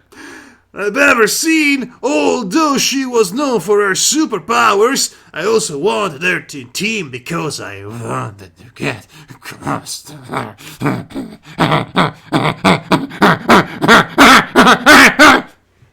She's quite good looking, don't you think so too, Matt? Yeah, right. I think we should be worried about Stormkiller. I mean, why is she cosplaying as a Green Power Ranger? That's just some kind of a performer outfit. Okay, fair enough. Oh, I understand what the plan... Oh, I understand what the genius... You know what? Here's the thing. Icy Pal. Yes. At the beginning of this comic, I said it would be stupid for the heroes to believe that the bad guys were going to kill some random guy like the King of Sweden, and that was clearly a decoy to send them out of their way so that they can actually pursue the real target. But then you added that it would be even dumber if the villains decided that they were going to go to the same place where all the heroes were assembled thanks to that decoy because the target happened to be one of them. I mean, guess we'll have to give this comic one credit for managing to pull this off. This is incredibly... I'm not going to say frustrating. This is funny. This is actually funny. We are better than an algorithm. We can predict how this comic will end. Oh, my gosh. Mike, me boy! Mike, me boy, I just came from toilet. Did I miss anything? Oh, nothing much. Stormkiller is being horny, unreasonably so. More than usual, actually. It's kind of grotesque. Yeah. The beginning of the juicy triangle drama. What do you mean triangle drama? Why is it a love triangle? Because Stormkiller is fascinated and Hedgehog Boy is also fascinated. Hedgehog Boy is literally a teenage student. Should not count in this at all. Automatically disqualified. Besides, Stormkiller didn't actually voice his horniness. Well, I think he did, canonically, because of me.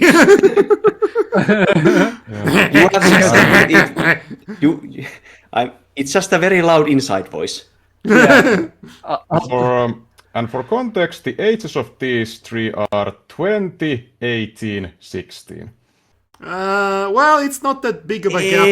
Hold on a minute. You will not convince me that 38 years old guy is 20.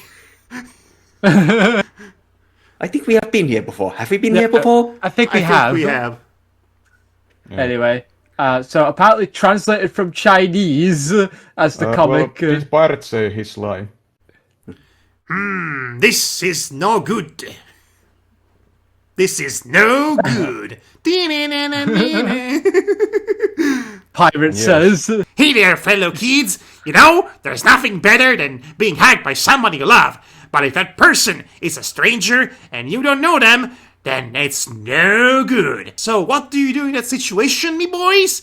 First, you say no, and then you kill them with your meat hook. Yes, slash and kill them, and slash them again, and pull out the entrails, and then use them to adorn the tree of your vessel. Yes.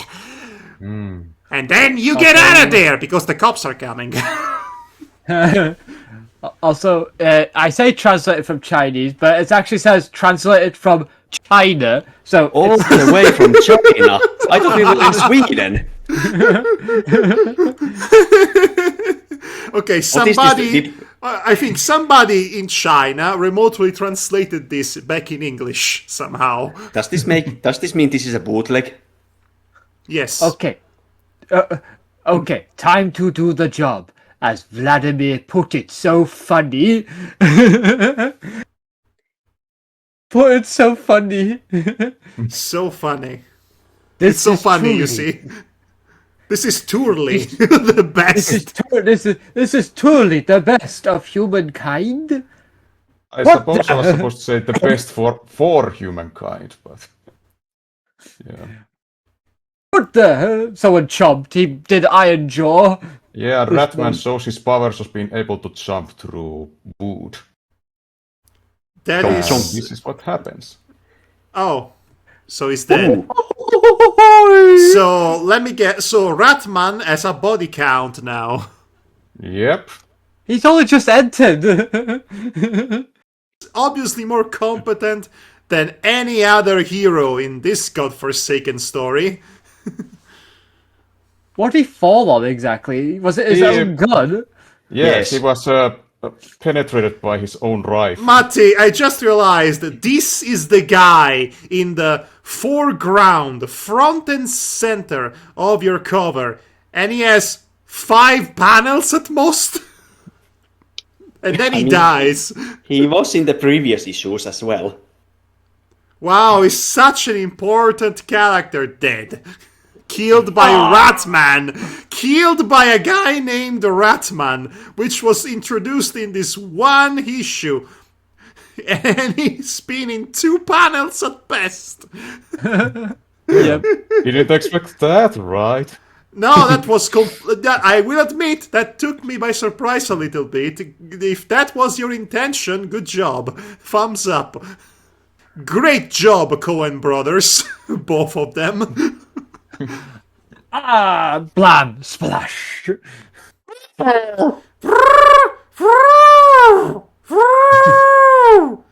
No. Sound. I believe the elephant. I believe the elephant said, "Troot, troot." Truth! Truth or dare! It's a Finnish elephant. Truth! So he said. So he said, "Elfinish." Truth! What Truth! is actually- Truth! What is it? What is- Hey, what is it, boy? What is it, boy? Truth! What, Timmy is stuck in a well? Truth! Oh, no, wait. Ratman killed a guy? Truth! And I missed the Nobel Awards! No! Truth! Oh, well. Yeah. What actually is an English onomatopoeia for elephant sound? Is it that I truth? don't know.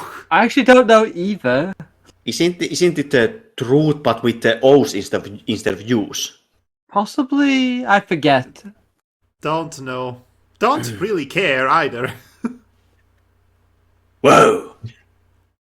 And then boom. Okay, what is happening here? Who is The talking? support elephant fell the support beam and then it's falling, and then the tent falls, but that is Wesley's line. I like that the day was saved by a random extra in a room full of superheroes.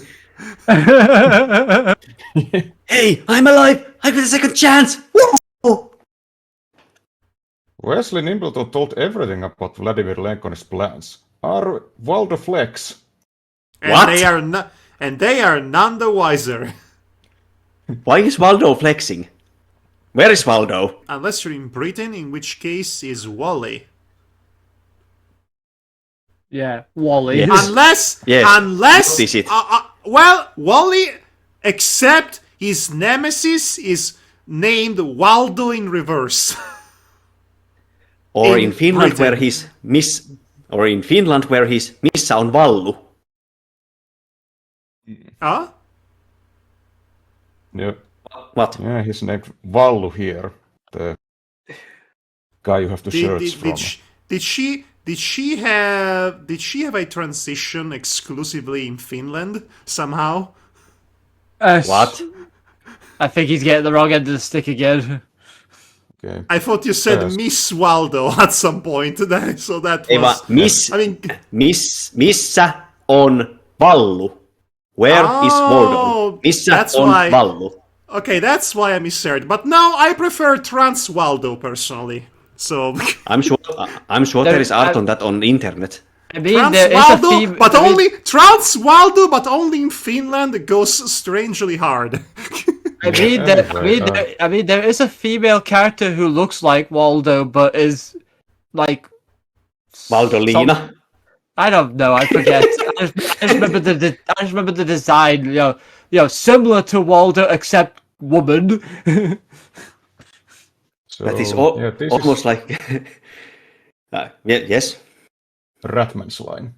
Oh. You can call me as Ratman if you like.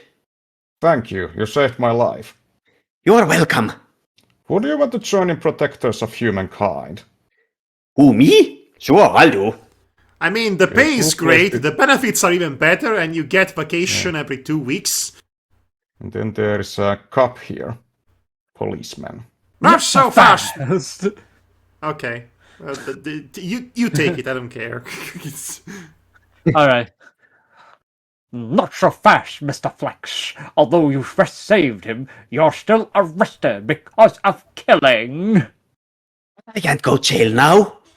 Don't worry, I have the number of extremely good lawyer right here. His name is Shigeru Yakuno, and he'll help you. Right now he's visiting family in Japan, that's why it's not here. But He'll be- he'll be here next issue, probably. Oh, Madhog, look, the priorities are getting straight to Stormkiller right now. Huh? Oh. And yeah, and we have a new regular cast member. Oh no. It And was... who? It was necessary time to get Gravity Girl to the team. They get this Necessary random to girl, invite this random girl you don't know, sure. Maria Powers. Ekroni! Who voices Gravity Girl? Why yes, hello. No. Okay, I guess I could take her if that's alright. Yes, Maybe it's you alright. haven't gotten any new voice roles for a while. Yeah. Especially female ones. Yes. Hey, you're Stormkiller, aren't you? Oh, my reputation precedes me. I'm turning French for this conversation. Stanley Stromberg, if you wish. I've heard you about your... Sorry about that. I've heard... I've heard I'm turning into Kermit accidentally. I've heard about your skills and just so damn. I'm wondering, would you want to join us? Thank you for your offer. Since I'm not in any team, I could join. And then which comes? Yep. Oh no. Maria, you should rather join us. You should join me and Chemist and start a polycule. And Stormkiller's line. Okay. Vinceremo. What's written there? I cannot. Where? Where do you know each other's? I mean, right here, right now. You surely don't know much about outside world. We both were in United Heroes of Europe before we left. That stupid, fat-headed maniac. Annabelle, Chemist wants to kill Stormkiller. Killing is never a good option. How do you know She- that? She's surprisingly well informed. I mean, Ratman killed a guy, and that saved the day. So shut up, Gravity Girl. To be fair, that was accidental killing. Yes, but nevertheless. Yeah. Witch's line. Maria, this guy don't obviously know how to do things correct. He has too much power comparing to his intelligence. Do you still wish to follow? Yes, I do. Sigh, it's your own choice. But although we are in different teams, this won't affect to our friendship. Except when we have to fight to the death, except we don't, because we always end the fight before we can fight to the death, and we pick things up next week, because this is a tokusatsu show, apparently.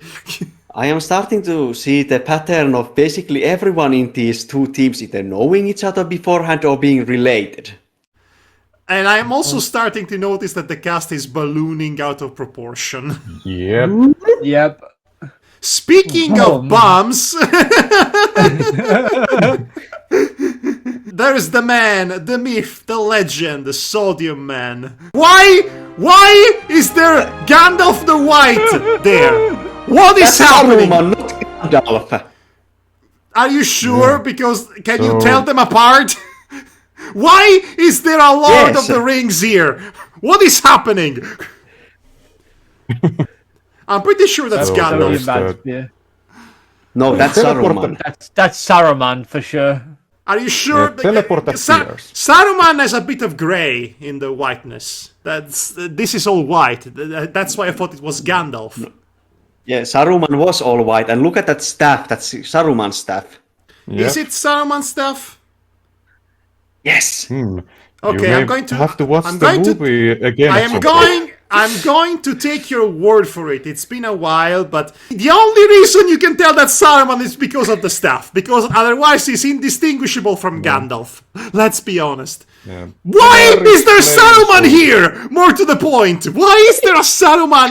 Why is this a crossover? Did you just happen to watch the films, Matti, and you were inspired?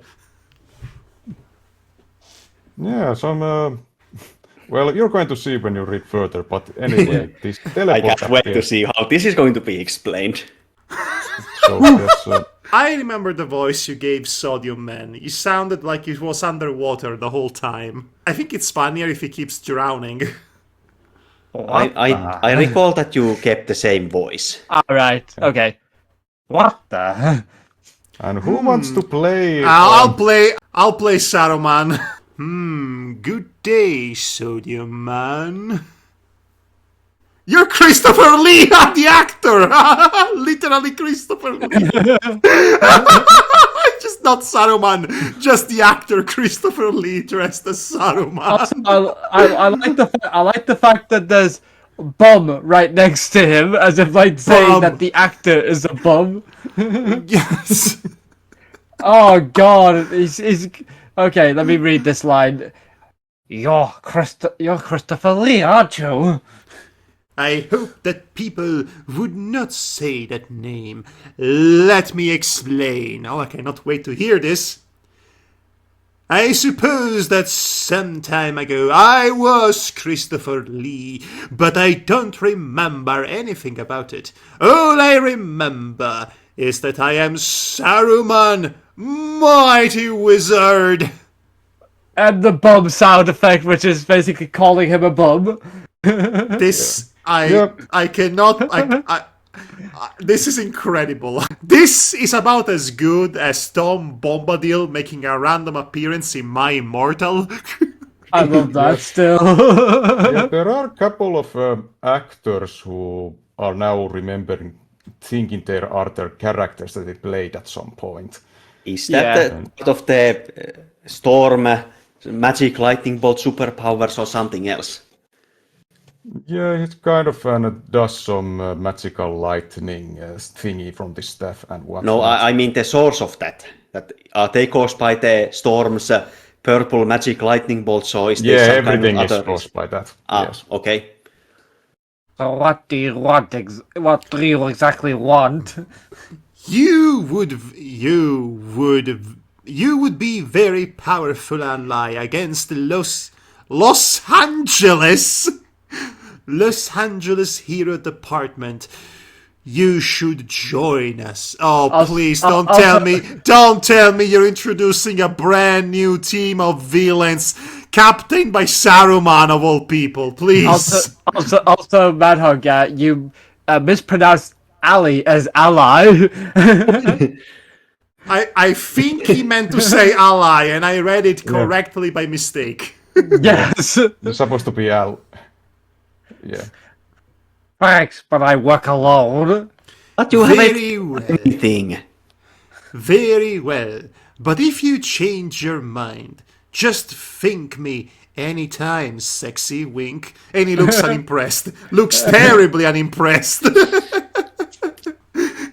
I'm sorry, but that last panel, he looks so so unimpressed by this. Oh, looks- Saruman, really? Next time, battle against the old friend. Oh man.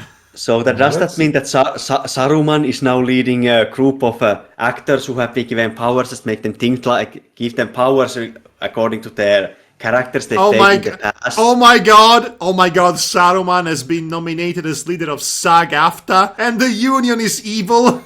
More evil Oh, in no. this universe! And here's the back cover.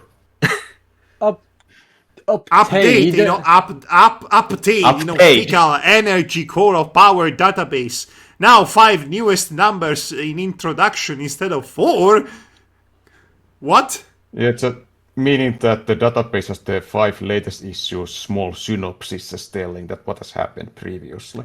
Congratulations, you have completed great game and proved the strength of our culture. That's the energy I get from this. Created Matti Mali.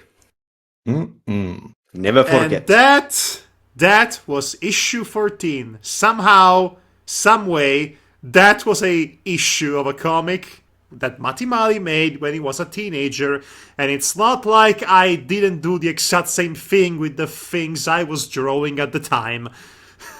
So, here we are. Everything comes back together, and we have reconciled ourselves with our past, even if we make fun of it. Yeah. I mean, it wasn't the worst of them, but still pretty... I want to be absolutely clear here. This is funny. This is so Yes. funny. I'm having the time of my life. Even if I cannot read half of the things you wrote there. Yeah. It's not Saruman. good, but it is entertaining. I mean, to say that it's not good feels moot and redundant at this point, but the entertainment value is through the roof. I say it's so bad it's good.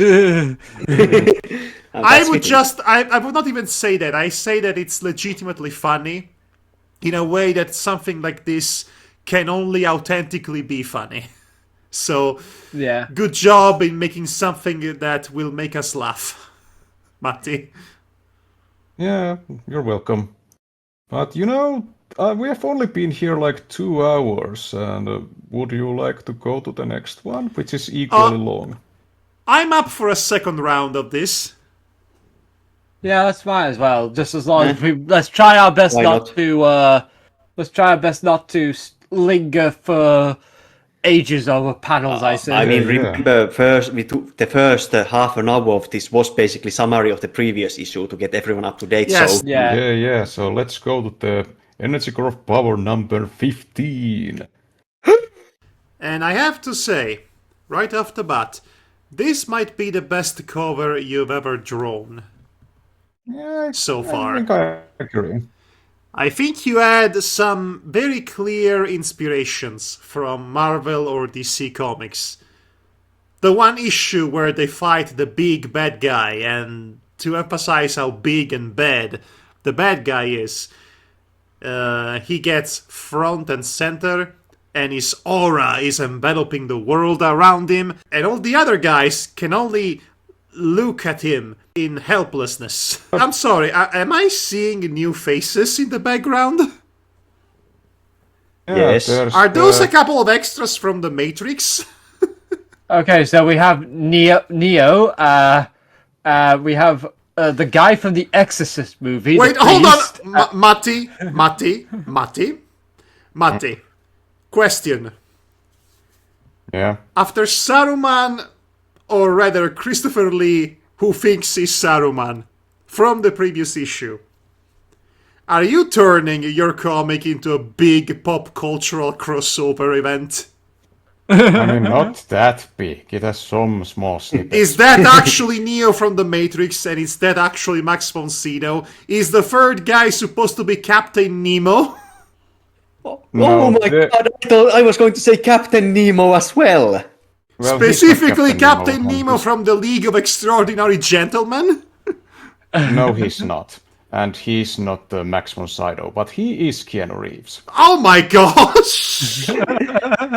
Now, let's dive into the comic to see who those two mystery characters actually are. Yeah, let's do. Matti, this used to be your original work. It was the best thing it had going on for itself. You didn't need to get stars. No, I mean, yeah, they're not that big of a focus. But they are there for some reason. Is it because of Los Angeles? Do they all come Yeah, from like- Los Angeles? Kind of like Dwayne the Rock Johnson appearing in one scene in Voyager, and never again. He's not important. He just came to give 7 of 9 a rock bottom, and that's it. Did that actually happen? Yes. Wow. Seriously, he was only in one scene where he was fighting 7 of 9, gave her a rock bottom, and he beat her. That magical time in which Dwayne The Rock Johnson had just started his career in film, so he was getting really small roles and cameos whenever he could. Oh man, I remember that time. And I should note that even though the cover says that this from November 2005 is actually finished in 2006 because of a schedule slip. Can we zoom in on that cover art, if you please? Right, so I think there might actually have been some issue with the colors, because, let me tell you, Time Empress is slowly turning into the Wicked Witch of the West. She's greenish yellow, more than it was before, that's for sure. That's why I'm saying she's slowly turning. And then we have our new orange Moe head, Gravity Girl. Oh, is Gravity Girl supposed to be Romani as well? Yes, Romanian, though at that time I didn't know that there's a difference. Oh boy! Oh, that's a can of worms. I thought she was supposed to be French. Why did I have to thought that she was supposed to be French? Eh. witch Yes, is French. the French, notoriously for being orange. Hey, do not shame their body painting. Right. Yeah. Okay, this is the cover. New superhero team. Okay. The Wait, I thought you were infamous supposed. Los Angeles Hero Department. I'm sorry, they have Saruman and yet they are good guys? No, Saruman is not part of them. Saruman is their Nemesis team, World Order Coalition. Too many characters, Matti! Order coalition. Okay. Yes, Mr. Governor. Well, take care about that. Battle against the old friend. Yeah, Who's at the phone? that guy. Yeah. James, we have some work to do. Coming. Amy, do you come? Who's Amy, do you come often? Amy, have you come today? Have you come yet, Amy? Remember to come, Amy. It's Elfie. Too much edging is not good, Amy. All right.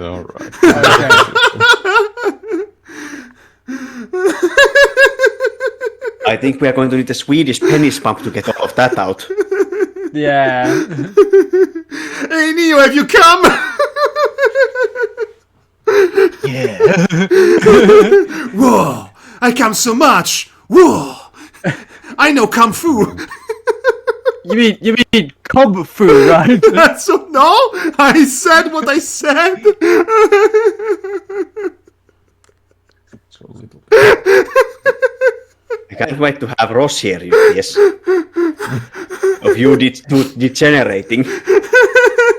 We don't need Ross. There's me. I think Madhog's suffering from brain rot right now. I'm suffering from having too much fun, sue me. Yeah. I'm high on Yeah, life, as it were. Next Yeah. line. Neo, problems. Yeah. I thought for a second it said no problems. Willow, we have meeting. Have you come, Willow, to the meeting? Okay, I'll come. Come all question. over the meeting. Matti, question. Is the woman here called Willow the same Willow from Buffy the Vampire Slayer? Indeed, I was a fan of that show. Okay. Oh, I love that show, but I'm not. But I still scared of rewatching it. Knowing everything we know about it now, that what Joss Whedon was like, I think it would be a much harder watch going back to it. Also, I don't think I can stomach that Joss Whedon speak anymore, if I'm being perfectly honest. Anyway, let's continue on now. So anyway, I'm trying to figure out what these characters are, because they're all characters, we know that, right? So there's Neo from The Matrix, there's Willow from Buffy the Vampire Slayer. And then there is this Hold is called Yes, Amy, hold on a second, is that a character from an RPG Maker game? no. This is just a kind of an homage to my own art style that I had in the 10 years before this when I was a little kid. And this Okay, is that explains why 2D. she's drawn completely differently compared to the other Yeah. characters. And I'll be 2D honest with you, boost. she looks better than the regular characters in this comic. Ouch. And as you can see, this is her sideways. Oh! I thought it was a weird coat hanger. Yeah, that's why her name 2D. Oh my gosh. Okay, incredible. And who's James? He looks so familiar. He's just a priest. Well, his hero name is Priest. Yes, and I this is thought, their... for a second, He's not an actor with For the a second- powers of No. his character. No, Oh. he was used to be a priest in his before becoming a superhero as well. okay, Yeah, here- then I have to ask, who is the man with the turban? Yeah, Afghan specifically. He is Prayer. He's the team leader, and yes. Is he an actor with the powers of a character? No. Could you be consistent with this, please? With this theme? Amy? Who was voicing Amy? I did. So what's the matter? Mr. Schwarzenegger! he was the governor of California at the time. Mr. Schwarzenegger just informed me that the Sodium Man is coming. Has he come? Is Sodium Man come? There is salt everywhere. There's bum everywhere. We should take care about that. Now it's man's turn to do this kind of... Hey, there are 2 women in this room, man. Now it's man's turn to do this kind of jobs. Do you ladies mind to guard... Wow. Yeah. Wow. that- You got out of- made the one Afghani character sexist. Wow, I wasn't Matti. intended to be that guy, but you know, my English is not very good at times, so... You're literally saying, we men go fight the bad guy, you girls stay home.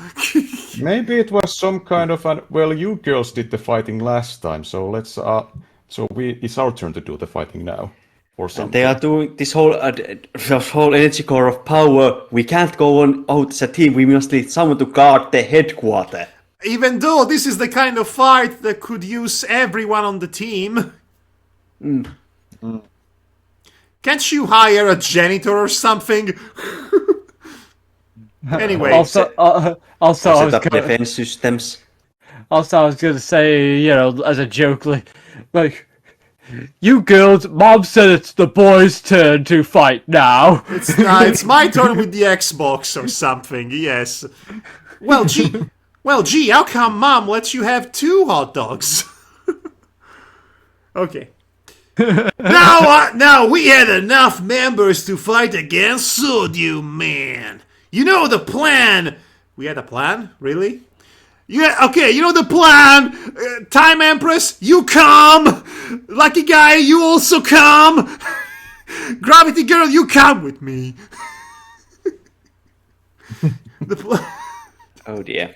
You know the plan. Okay. Me, tes gens, les gens, les femmes, les gens. That's a Time Empress. Me. Yep. Time Empress, Matt, and Harvey will go there and kick his ass. You others will stay here. This is the plan. This is the plan. Same as every other plan. Is everyone in this comic sharing... Why are they following this guy? Is everyone in this comic sharing the same neuron? Singular.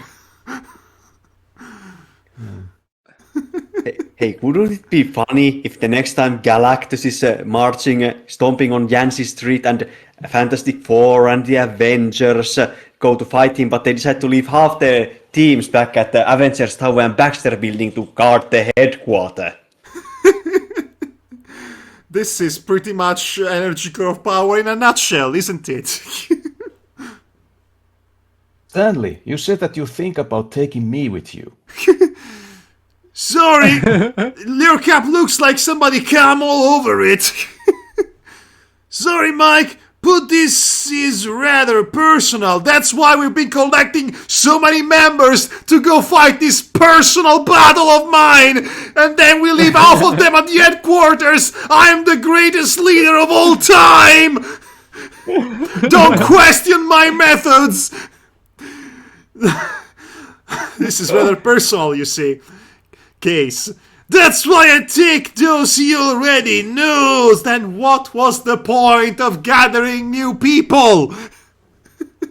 And what is the point of taking Mike with you, since he is his stepbrother, so they already do know each other? Yeah, I want to remind you that he is my stepbrother and I insisted. Personal case, you hear me? Step-brotherhood is not real brotherhood. I said it, and I will not take it back. I am the worst guy who's ever lived. Sure, okay, you're the boss, relax. Wow. Well, He sucks. I love him. well, in this case, he sucks. His sucking is intentional. Okay, because- I can tell he's intentionally sucking because you colored his eyes yellow to point out. Not everyone can be coming. You see, not everyone, Yeah, it not has been, everyone can come at the come party, you see. It's a very exclusive Yeah, event. it has been implied for a while that Stormkiller doesn't have all movements in the valley, if you know what I mean. It's not really so much as implied as it is stated openly several times. Yeah, and this is. But I am glad. Kind of, I am glad that young Matti, started realizing that he wrote a really bad. He wrote a really bad leader. So and now Yeah, he's and, taking advantage of that organically. And as you're going to see soon going to see that his battle's leadership is now starting to have realistic consequences. Good, as it should. I mean, he should have faced the consequences for causing the world to become deprived of rain, water, which honestly should have killed everybody. I mean, to be fair, he didn't know that was going to happen, and he was fighting for his life, so we can't really blame him for that. I understand that, but the way he refuses adamantly to even remotely take responsibility for anything he does has been something that has been building up when it comes to his character. Not intentionally, but now it's starting to be intentional, which is nice to see. Members of ENERGYCORE of Power are leaving, but some will be left to guard their head. We will go there and capture them. Kill only if it's truly necessary. How do you know that? Do you have listening devices implanted at their headquarters too? I think. And for they were listening on. that matter, how does this all I listen to you, listen to other arrangement works? Because if I recall from last comic, Chemist was listening in on the Russian gangster, and Stormkiller was listening in on the Chemist, listening in on the mobsters. No, Stormkiller was listening also on the Russian gangsters, because frequency that the chemist was using to listening on them. To be Okay, honest, I'm but not you see 100% how it sure becomes they find- confusing, right? Oh, right, now I remember. The Protectors of Humankind do have planted listening devices in the ENERGYCORE of Power's headquarters. That's how Smoker learned about one of their missions they were going, but didn't listen to the end, so they ended up losing the fight. Yeah. Anyway, Have you noticed, Daniel, that your haircut makes you look older than you are? It makes me look smarter. It should be like this. Wish. Hey! Now, look to mirror. Hey, it sure does make me look more lively. Thanks, Annabelle. Yes, thanks for the cowlick mixed in with emo haircut. Truly a timeless form of hairstyling. Well, that's because this was in the cover of issue number 4, where Chemist at first seen, and it kind of has this dramatic wind effect, and I wanted to have him that, but in retrospect, it looks kind of dumb. But I like it. it's funny. And besides, your partner made it for you, so I would, if I were him, I would love it. And also we see here again why it was such a stupid move for ENERGYCORE of Power to leave half their members back at to guard their headquarters. Now they are deprived half of their strength so that the Protectors of Humankind can attack. Instead of all of them being in the one place. And also, if I know anything about these superheroes, they'll be too busy fighting each other to fight Sodium Man. No, it's going to be even stupider than that. Okay, great to know. That's interesting to see, considering that the headquarter guards and the Protectors of Humankind are not going to be anywhere near the Sodium Man fight. Anyway, let's continue. We finally arrived to Central USA. Central USA, huh? We had to left our jet plane farer because we didn't want Sodium Man to see us yet, although we met some other guys before him. Hey, aren't you from the movies? The Los Angeles Hero Department. It's the Comm Squad, everybody. This is not our full crew, but I'm glad that you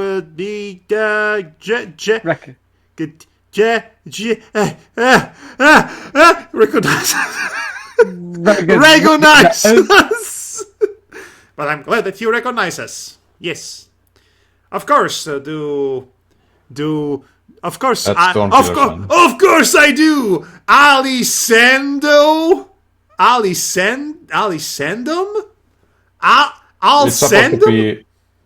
It's supposed to be Sandoh.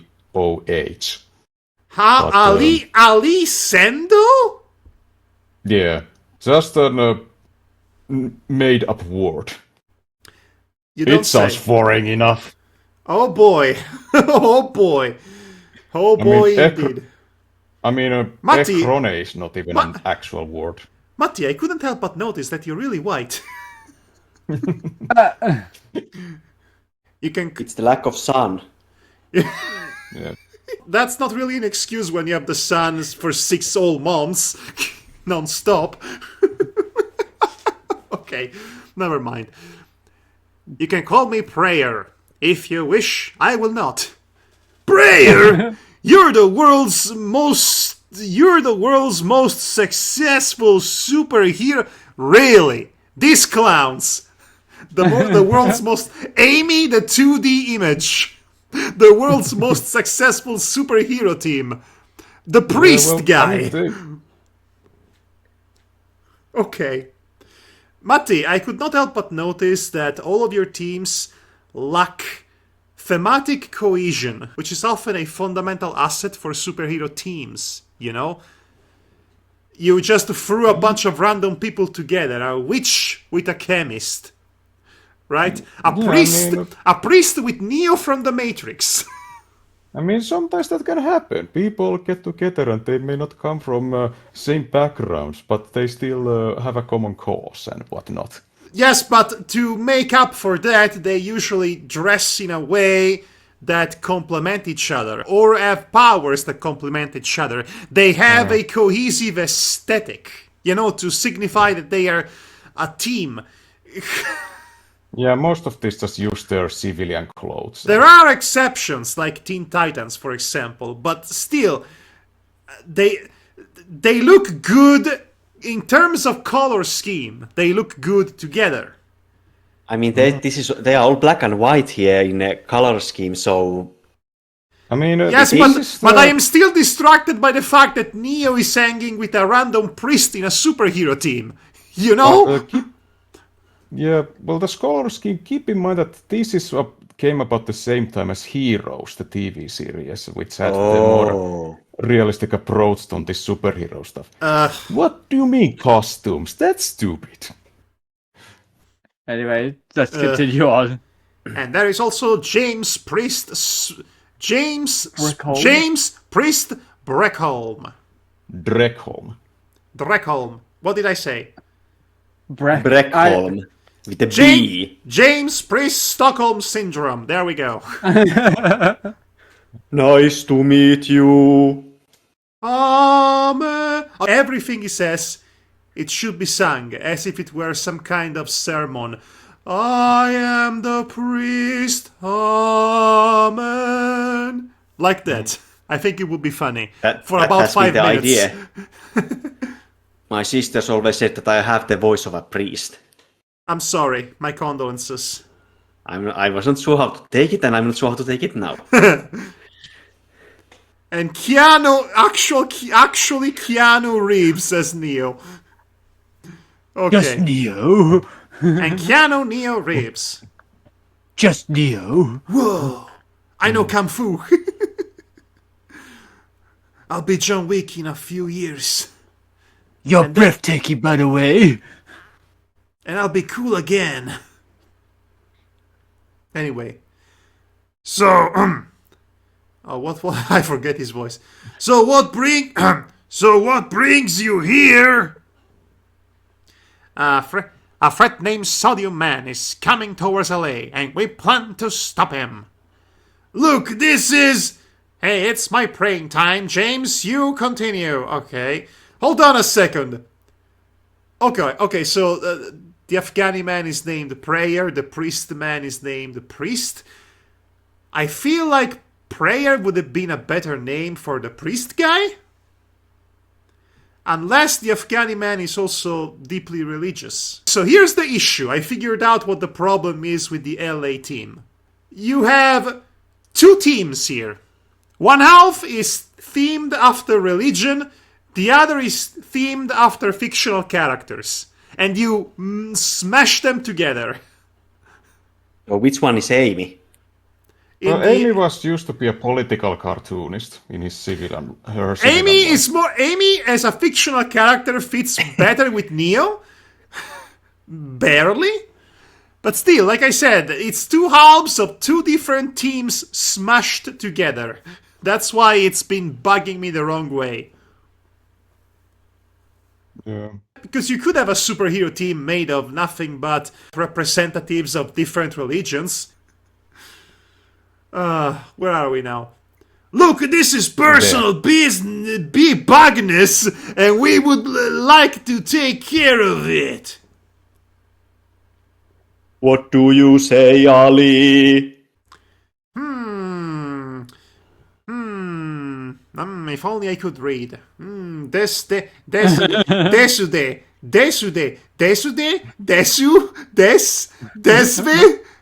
What's that word? Decide. That's Oh the my- Japanese darude. Decide whatever you want. I'm praying now. Good for you, I guess. Okay, we let you to fight against him, but if you fail, we take care of him. And yes, and this is why stupids, instead of fighting against each other, they just leave. So it is even worse than I suggested. Great. Wow, false advertising from the cover Yeah. already. Well, to be fair, even official comics, both from Marvel and DC, tend to do Yeah, that. Yes, I okay, know. Like, Matti, what was the point of introducing this all new team if you're not going to show them off? This is exactly like the ending of Ruby Volume 2 all over again. Well, this is what happens when you don't make a plot synopsis before you start writing a comic. Well, I'm going to blame you, obviously, for not hiring a professional storyboard artist or a professional writer to make your obviously ambitious superhero comic that you wrote when you're not a teenager. He was his own writer. Anyway, moving on to whatever the hell is going on now. Yeah. This is Ripper's line. Oh, I haven't seen this building much, but well, Check issue number 11. sure. Shut up! You know it was complete disaster! At least there's more of us than then. That's for sure. What do you say if we tear this place down? Oh, look who's there, the lawyer guy. He's also here. yeah. The for some... liar. He's also here. He's also here. It's like, oh my gosh, he's like the fourth Marx brother. Occasionally shows up. I remember this is the month that he's not at Japan with his family. And he's played by Devar. of course. Agreed. Finally, we've got to have money. Finally, we found him, old friend who turned to foe. Sod you, man. Remember me? We talked casually 2 issues ago. Have a lovely conversation over some tea and crumpets. And you kept calling me a bomb for no reason. I'm no longer a bomb. I'm actually housed and healthy. Screw you, you Republican jackass. It's the sound effect is supposed to be boom. Sure. So, you cave storm killer. What happened to Word Garrett? What? What? That's what I read. What happened to Word Garrett? Yeah. Basically, why is he not calling him Garrett? His real name. Oh, that's his name. Yes? Garrett Lake. Garrett, we're our friend. Oh, Garrett Lake, is he related to Sam Lake by any chance? Garrett, we're our friend. You are the enemy. We've arbitrarily determined that because your very existence is iffy and really not that well explained. I thought as much. Could you at least tell what are you doing? I suppose I can tell you the outcome will be the same. Yeah, that's what. Very good. You get a perfect 2020 score from your eye exam test. I can't live anywhere because of this, so I'm going to Pacific Ocean to infect with my sodium. When it absorbs the water, the world will explode and I can be in peace. What? I'm sorry, I must have accidentally dissociated 2 or 4 times during the course of the entire speech bubble. I don't quite get what you're trying to accomplish here. So he's off to the Pacific Ocean, right? To basically put himself into it because he's made of sodium. He's gonna absorb the water, which will explode, and he can have peace. Because it will destroy the world. I don't think there's enough sodium in him to do that. Yeah. That's rather selfish. As if I don't have fun. Then that's that storm killer still. No, that's it's so so different. different. Right, okay. Because you see, Bubbles. Matt is following my suggestion retroactively, in that the pointy end of the balloon is pointing off the panel. So now we know that someone else is talking. Okay, I see it now. As if I don't have fun then. No one have fun. I don't want to die alone. Hey, Kucha from Final Fantasy IX, what are you doing here? Well, you don't need to worry about that. So be it. Bum. Calls him a bum. I mean, Stormkiller was a bum at some point. Yes, but okay, but I don't want to hear that from the conservative jagoff here. Stanley's plan bothers me. Hey, he thinks that I'm experienced enough to meet POH. What? The What? Protectors of Humankind. Oh, POH. okay. To meet Winnie the Pooh, but I'm only experienced enough. If it would happen that chemist and his king would kill me, Hi, Richard. You are a person who I wanted to see. Daniel, me boy! Ah, Daniel, me boy, did you and your friend come to slaughter party? You got me totally wrong. We are not here to kill anyone, just to talk. Sure, I've heard that one before. But since you're not volunteer, then he breaks the floor underneath Pirate. Okay. Okay, what's that thing? Yes, Pirate, one of his Pirate's powers is that laser beam coming from his eye patch. That is supposed to be a laser? Yeah, it's burning the wall behind it. I thought it was a weird tentacle with smaller tentacles coming out of it. Because there's the beam and then it Okay. falls down and... Listen, let's call it open to interpretation and move on.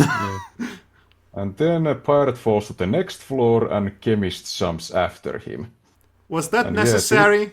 What did that accomplish exactly? Except we're moving the fight to another floor. As if it is Mortal Kombat Armageddon.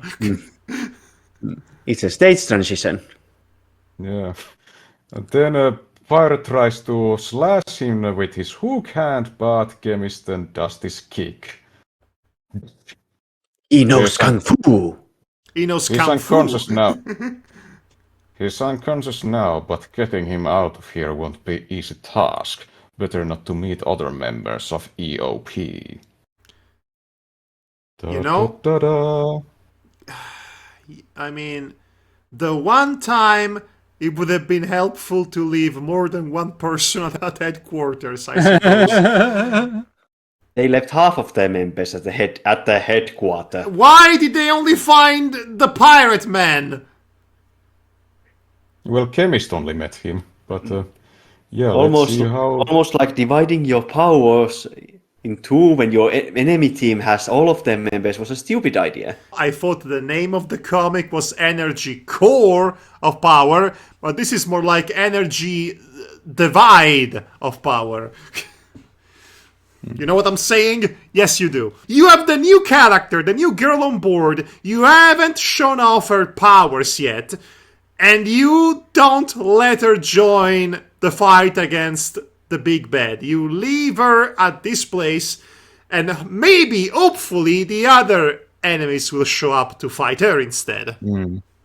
Well, this is obviously Matty's way of showing off RPGs mechanics where you can only take certain party members with you and leave others behind. Uh-huh. Yeah. I have experience about fighting, but they were mostly ordinary people. It's different to fight against superhumans like Annabelle. Oh, get a room with her. Hi, Maria. I'm glad that I met you first. So you're here with the whole team, eh? Yes, but I just want to talk about something. Hold on a minute. Hold on. You mean to tell me that Protectors of Humankind actually showed up with the entire team? Did not leave anybody at headquarters? What is this witchcraft? What is this nonsense? You can't do that! It is called- That's not illegal! It's called something we have seen very little in this comic of characters doing. Basic competence. My gosh. I don't want to spoil our friendship. I'll come, but I don't necessarily do as you say. But it still has to look like we were fighting. Do power words sleep? Our enemies always told to like it.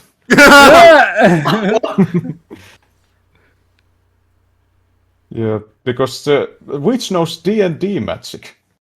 Of course she does. That's...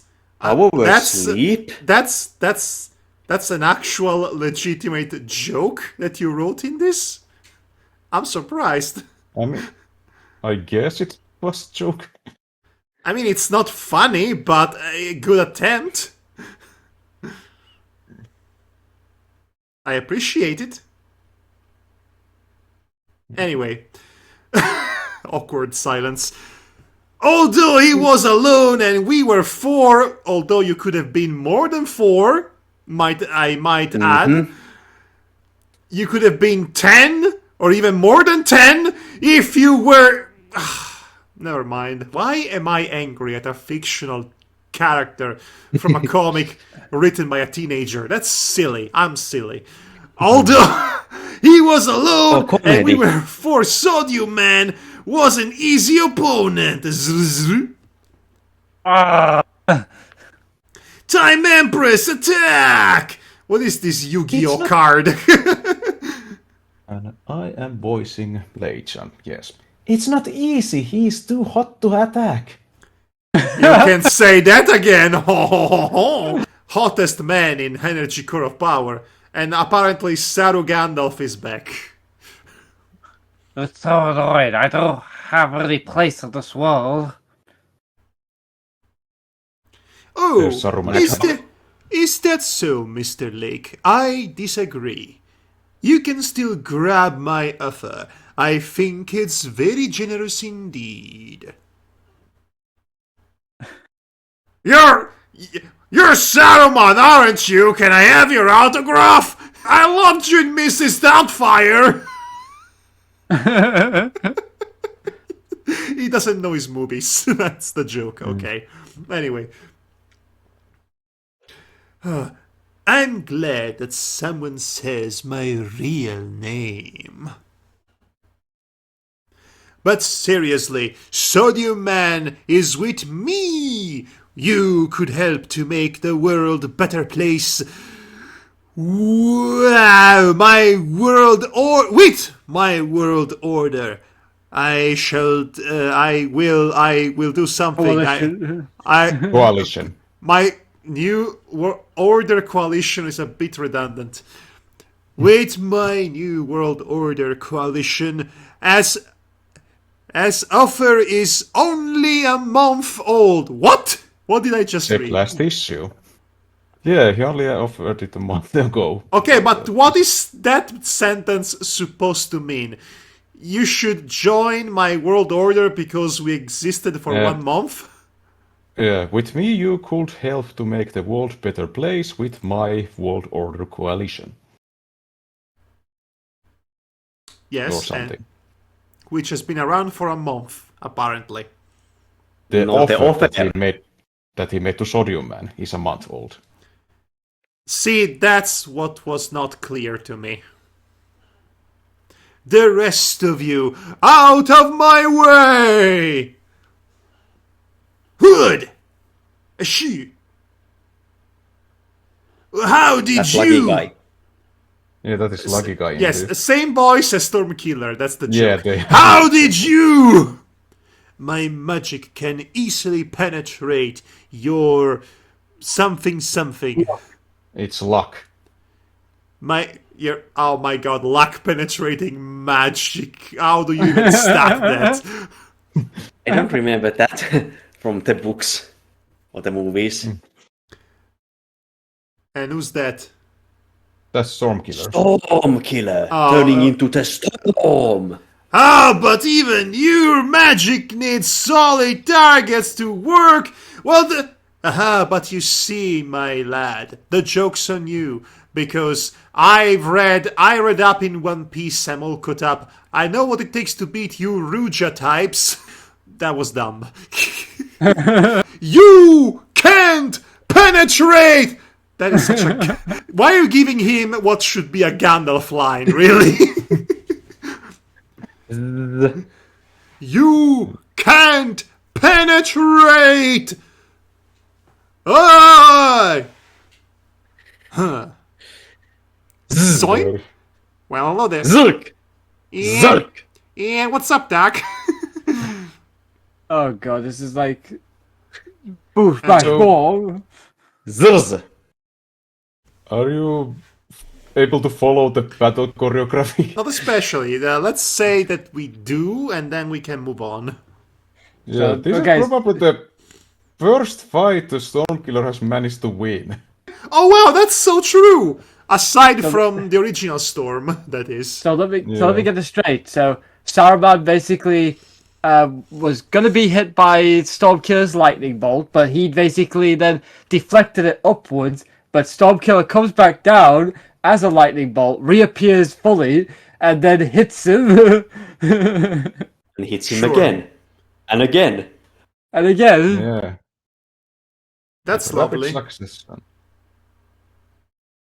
Anyway. Oh, he's defeated already. That is the first time you've ever defeated anybody. Stanley, don't be so hard on him. Is Christopher Lee after all? Harvey How do you is our know that? enemy. Yeah, he's our enemy now. Past is not important, but that's what Persio now. Oh boy, a scene with the two brothers arguing with each other. What else is new, am I right? What about Zombie Granny? Your philosophy just lost its bottom, didn't it? Who's the top in this philosophical relationship? Keep Grandmom out of this!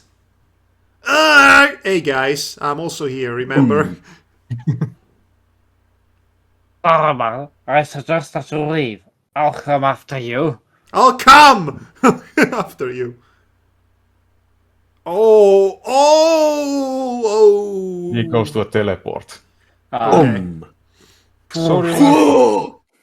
Okay, the big showdown with Sodium Man, and it ends before it begins, and nothing has been decided.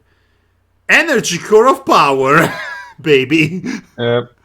Well, except that Sodium Man is not going to destroy the world, but instead join in Saruman's gang. Again, this was supposed to be. Again, this was the big fight. The cover promised the big fight, and then we get whatever this was.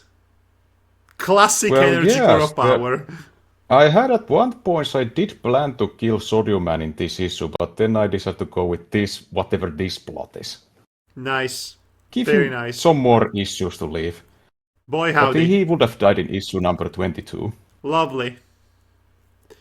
Damn it! Saruman took my revenge right under my nose! But Sodium Man is now Los Angeles Hero Department's problem. It's better to get... Whatever happened to this is personal. Whatever happened, this is a personal case. I need to destroy Sodium Man myself. Oh, well, now it's their problem. You know, the problem of the Well, people because he I told went- explicitly not to get involved with me and my Yeah. problems. But now it's their problem. So who cares? because Am I he right? went out of reach. Oh, Yeah, he man. went out of reach, and we can't be too long away. We have to return to headquarters at some point. Yeah, we need to go back and protect it. Speaking of which... What kind of coward I am? I shouldn't fear Stanley, even he's my boss. Ahem. All right. Paper. You know, transformation to zombie is very cruel punish. Do you know other way to use my powers? What the heck is that voice? How should I know? And then our hip-hopping hero uses his power to decapitate zombie granny. Okay. Decapitation! We need to stop decapitating grannies in this comic. This is the second time it happened. Yeah. Decapitate grandma, but he's fine, sure. Okay, so I just realized that those are supposed to be his legs because he's breakdancing. Okay, now I get it. What do you think they were? A couple of snakes. Next to snakes. A couple of well-dressed snakes, might I add. Also nice. Uh-huh. Yes. Yeah, at the time I didn't know the symbolic meaning of this number. The symbolic meaning of the number. Right. Nice. What? Your forehead didn't ripped? How no one noticed that before? I guess it's because when I whip from anywhere else, surely they think that I can whip from here. Oh, git. Yeah. What? Oh, git. What? It was just OG! But the H is not very well connected. Well, isn't that lovely?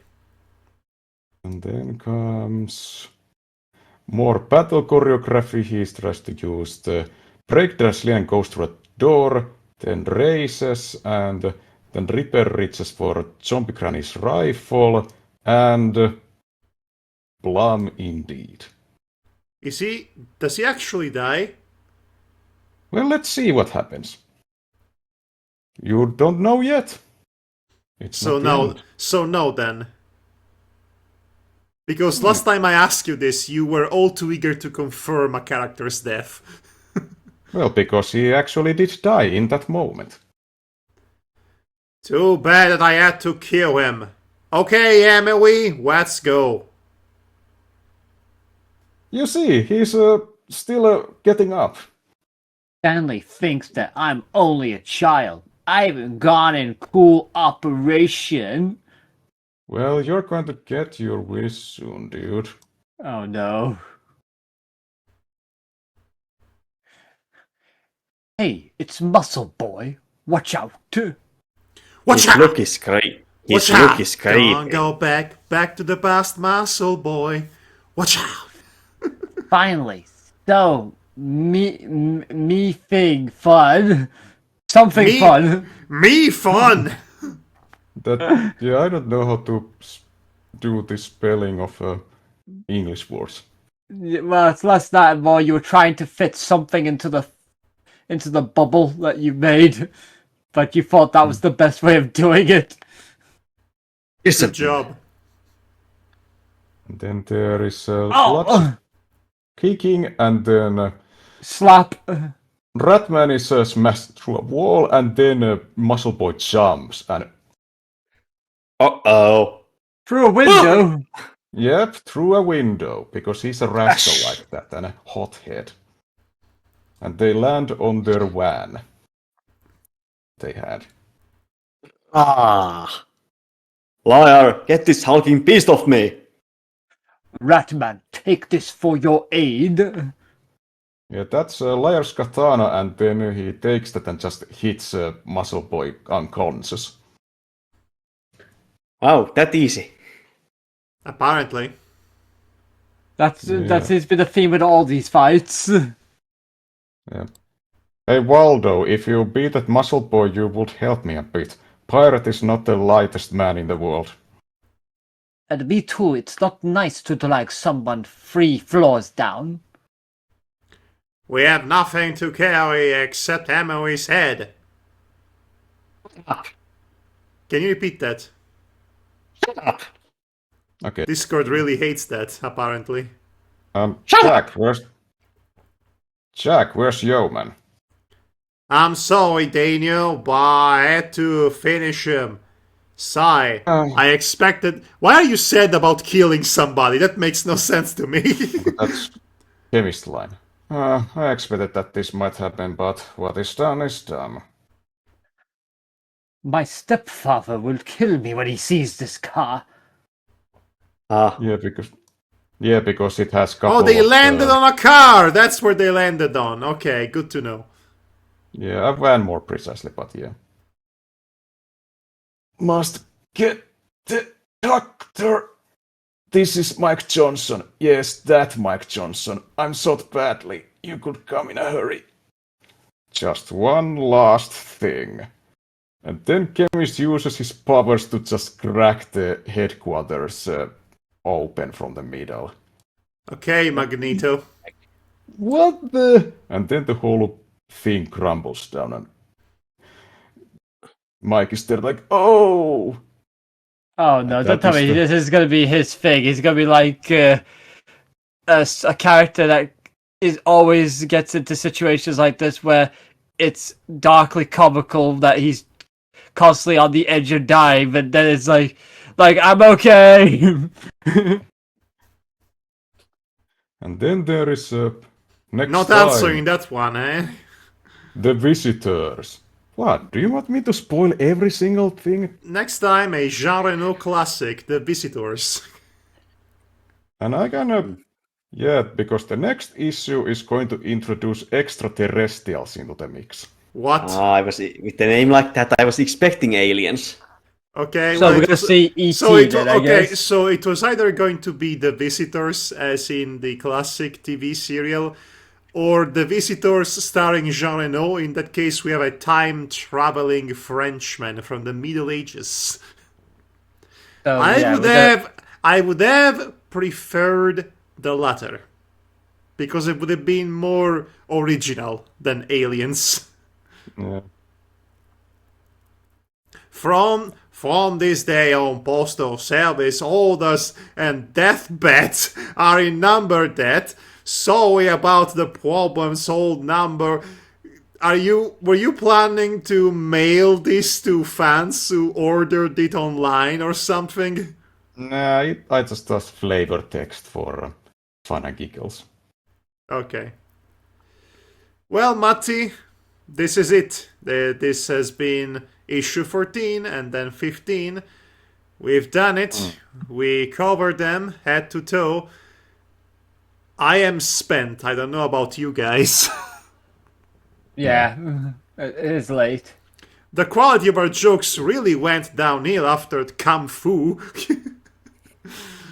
I mean, it's hard not to. I So mean, what is we your- pretty much picked when everybody come.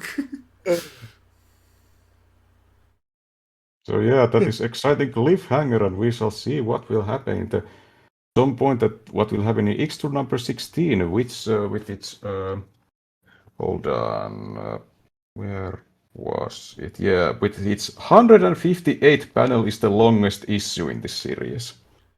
Ooh, And boy. they're all technically 5 pages long, which is They incredible. are crammed in 7 pages. Uh-oh. And for contrast, the issue number 12, which was 152 panels, was crammed in 8 pages. Yeah, that is very economical.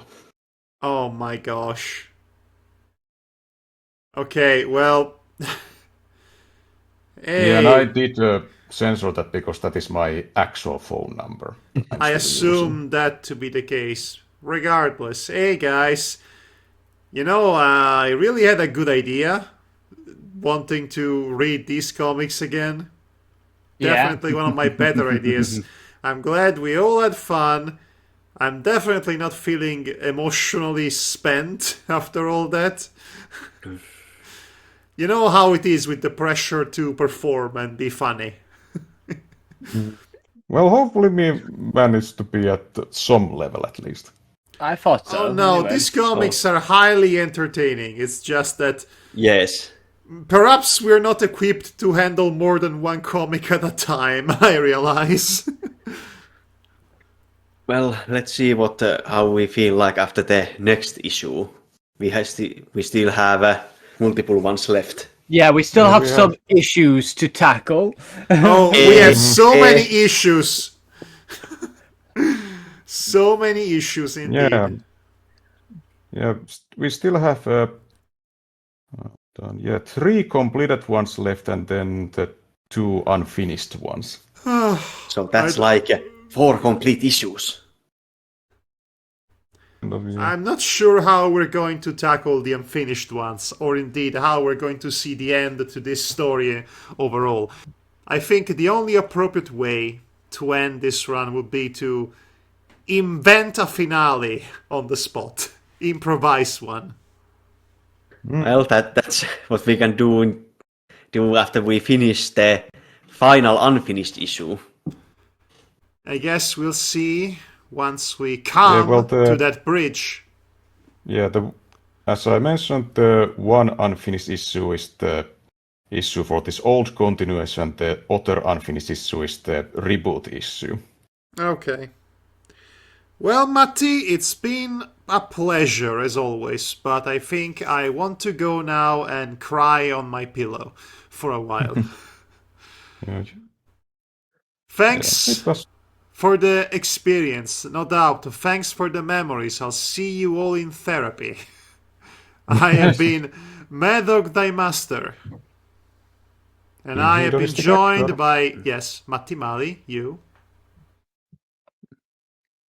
I've also been here, Ron, enjoying my time together with my friends. Hey. I have been, and I am Icipal, also been here having a laugh, but also having to inform Madhog that we cannot send him to therapy because the cost we'd have to pay for having to get that therapist, that would be too much. Ooh, therapies, the therapists. The psychotriggerist? Well, I was actually thinking that, but I did not have the energy to say it.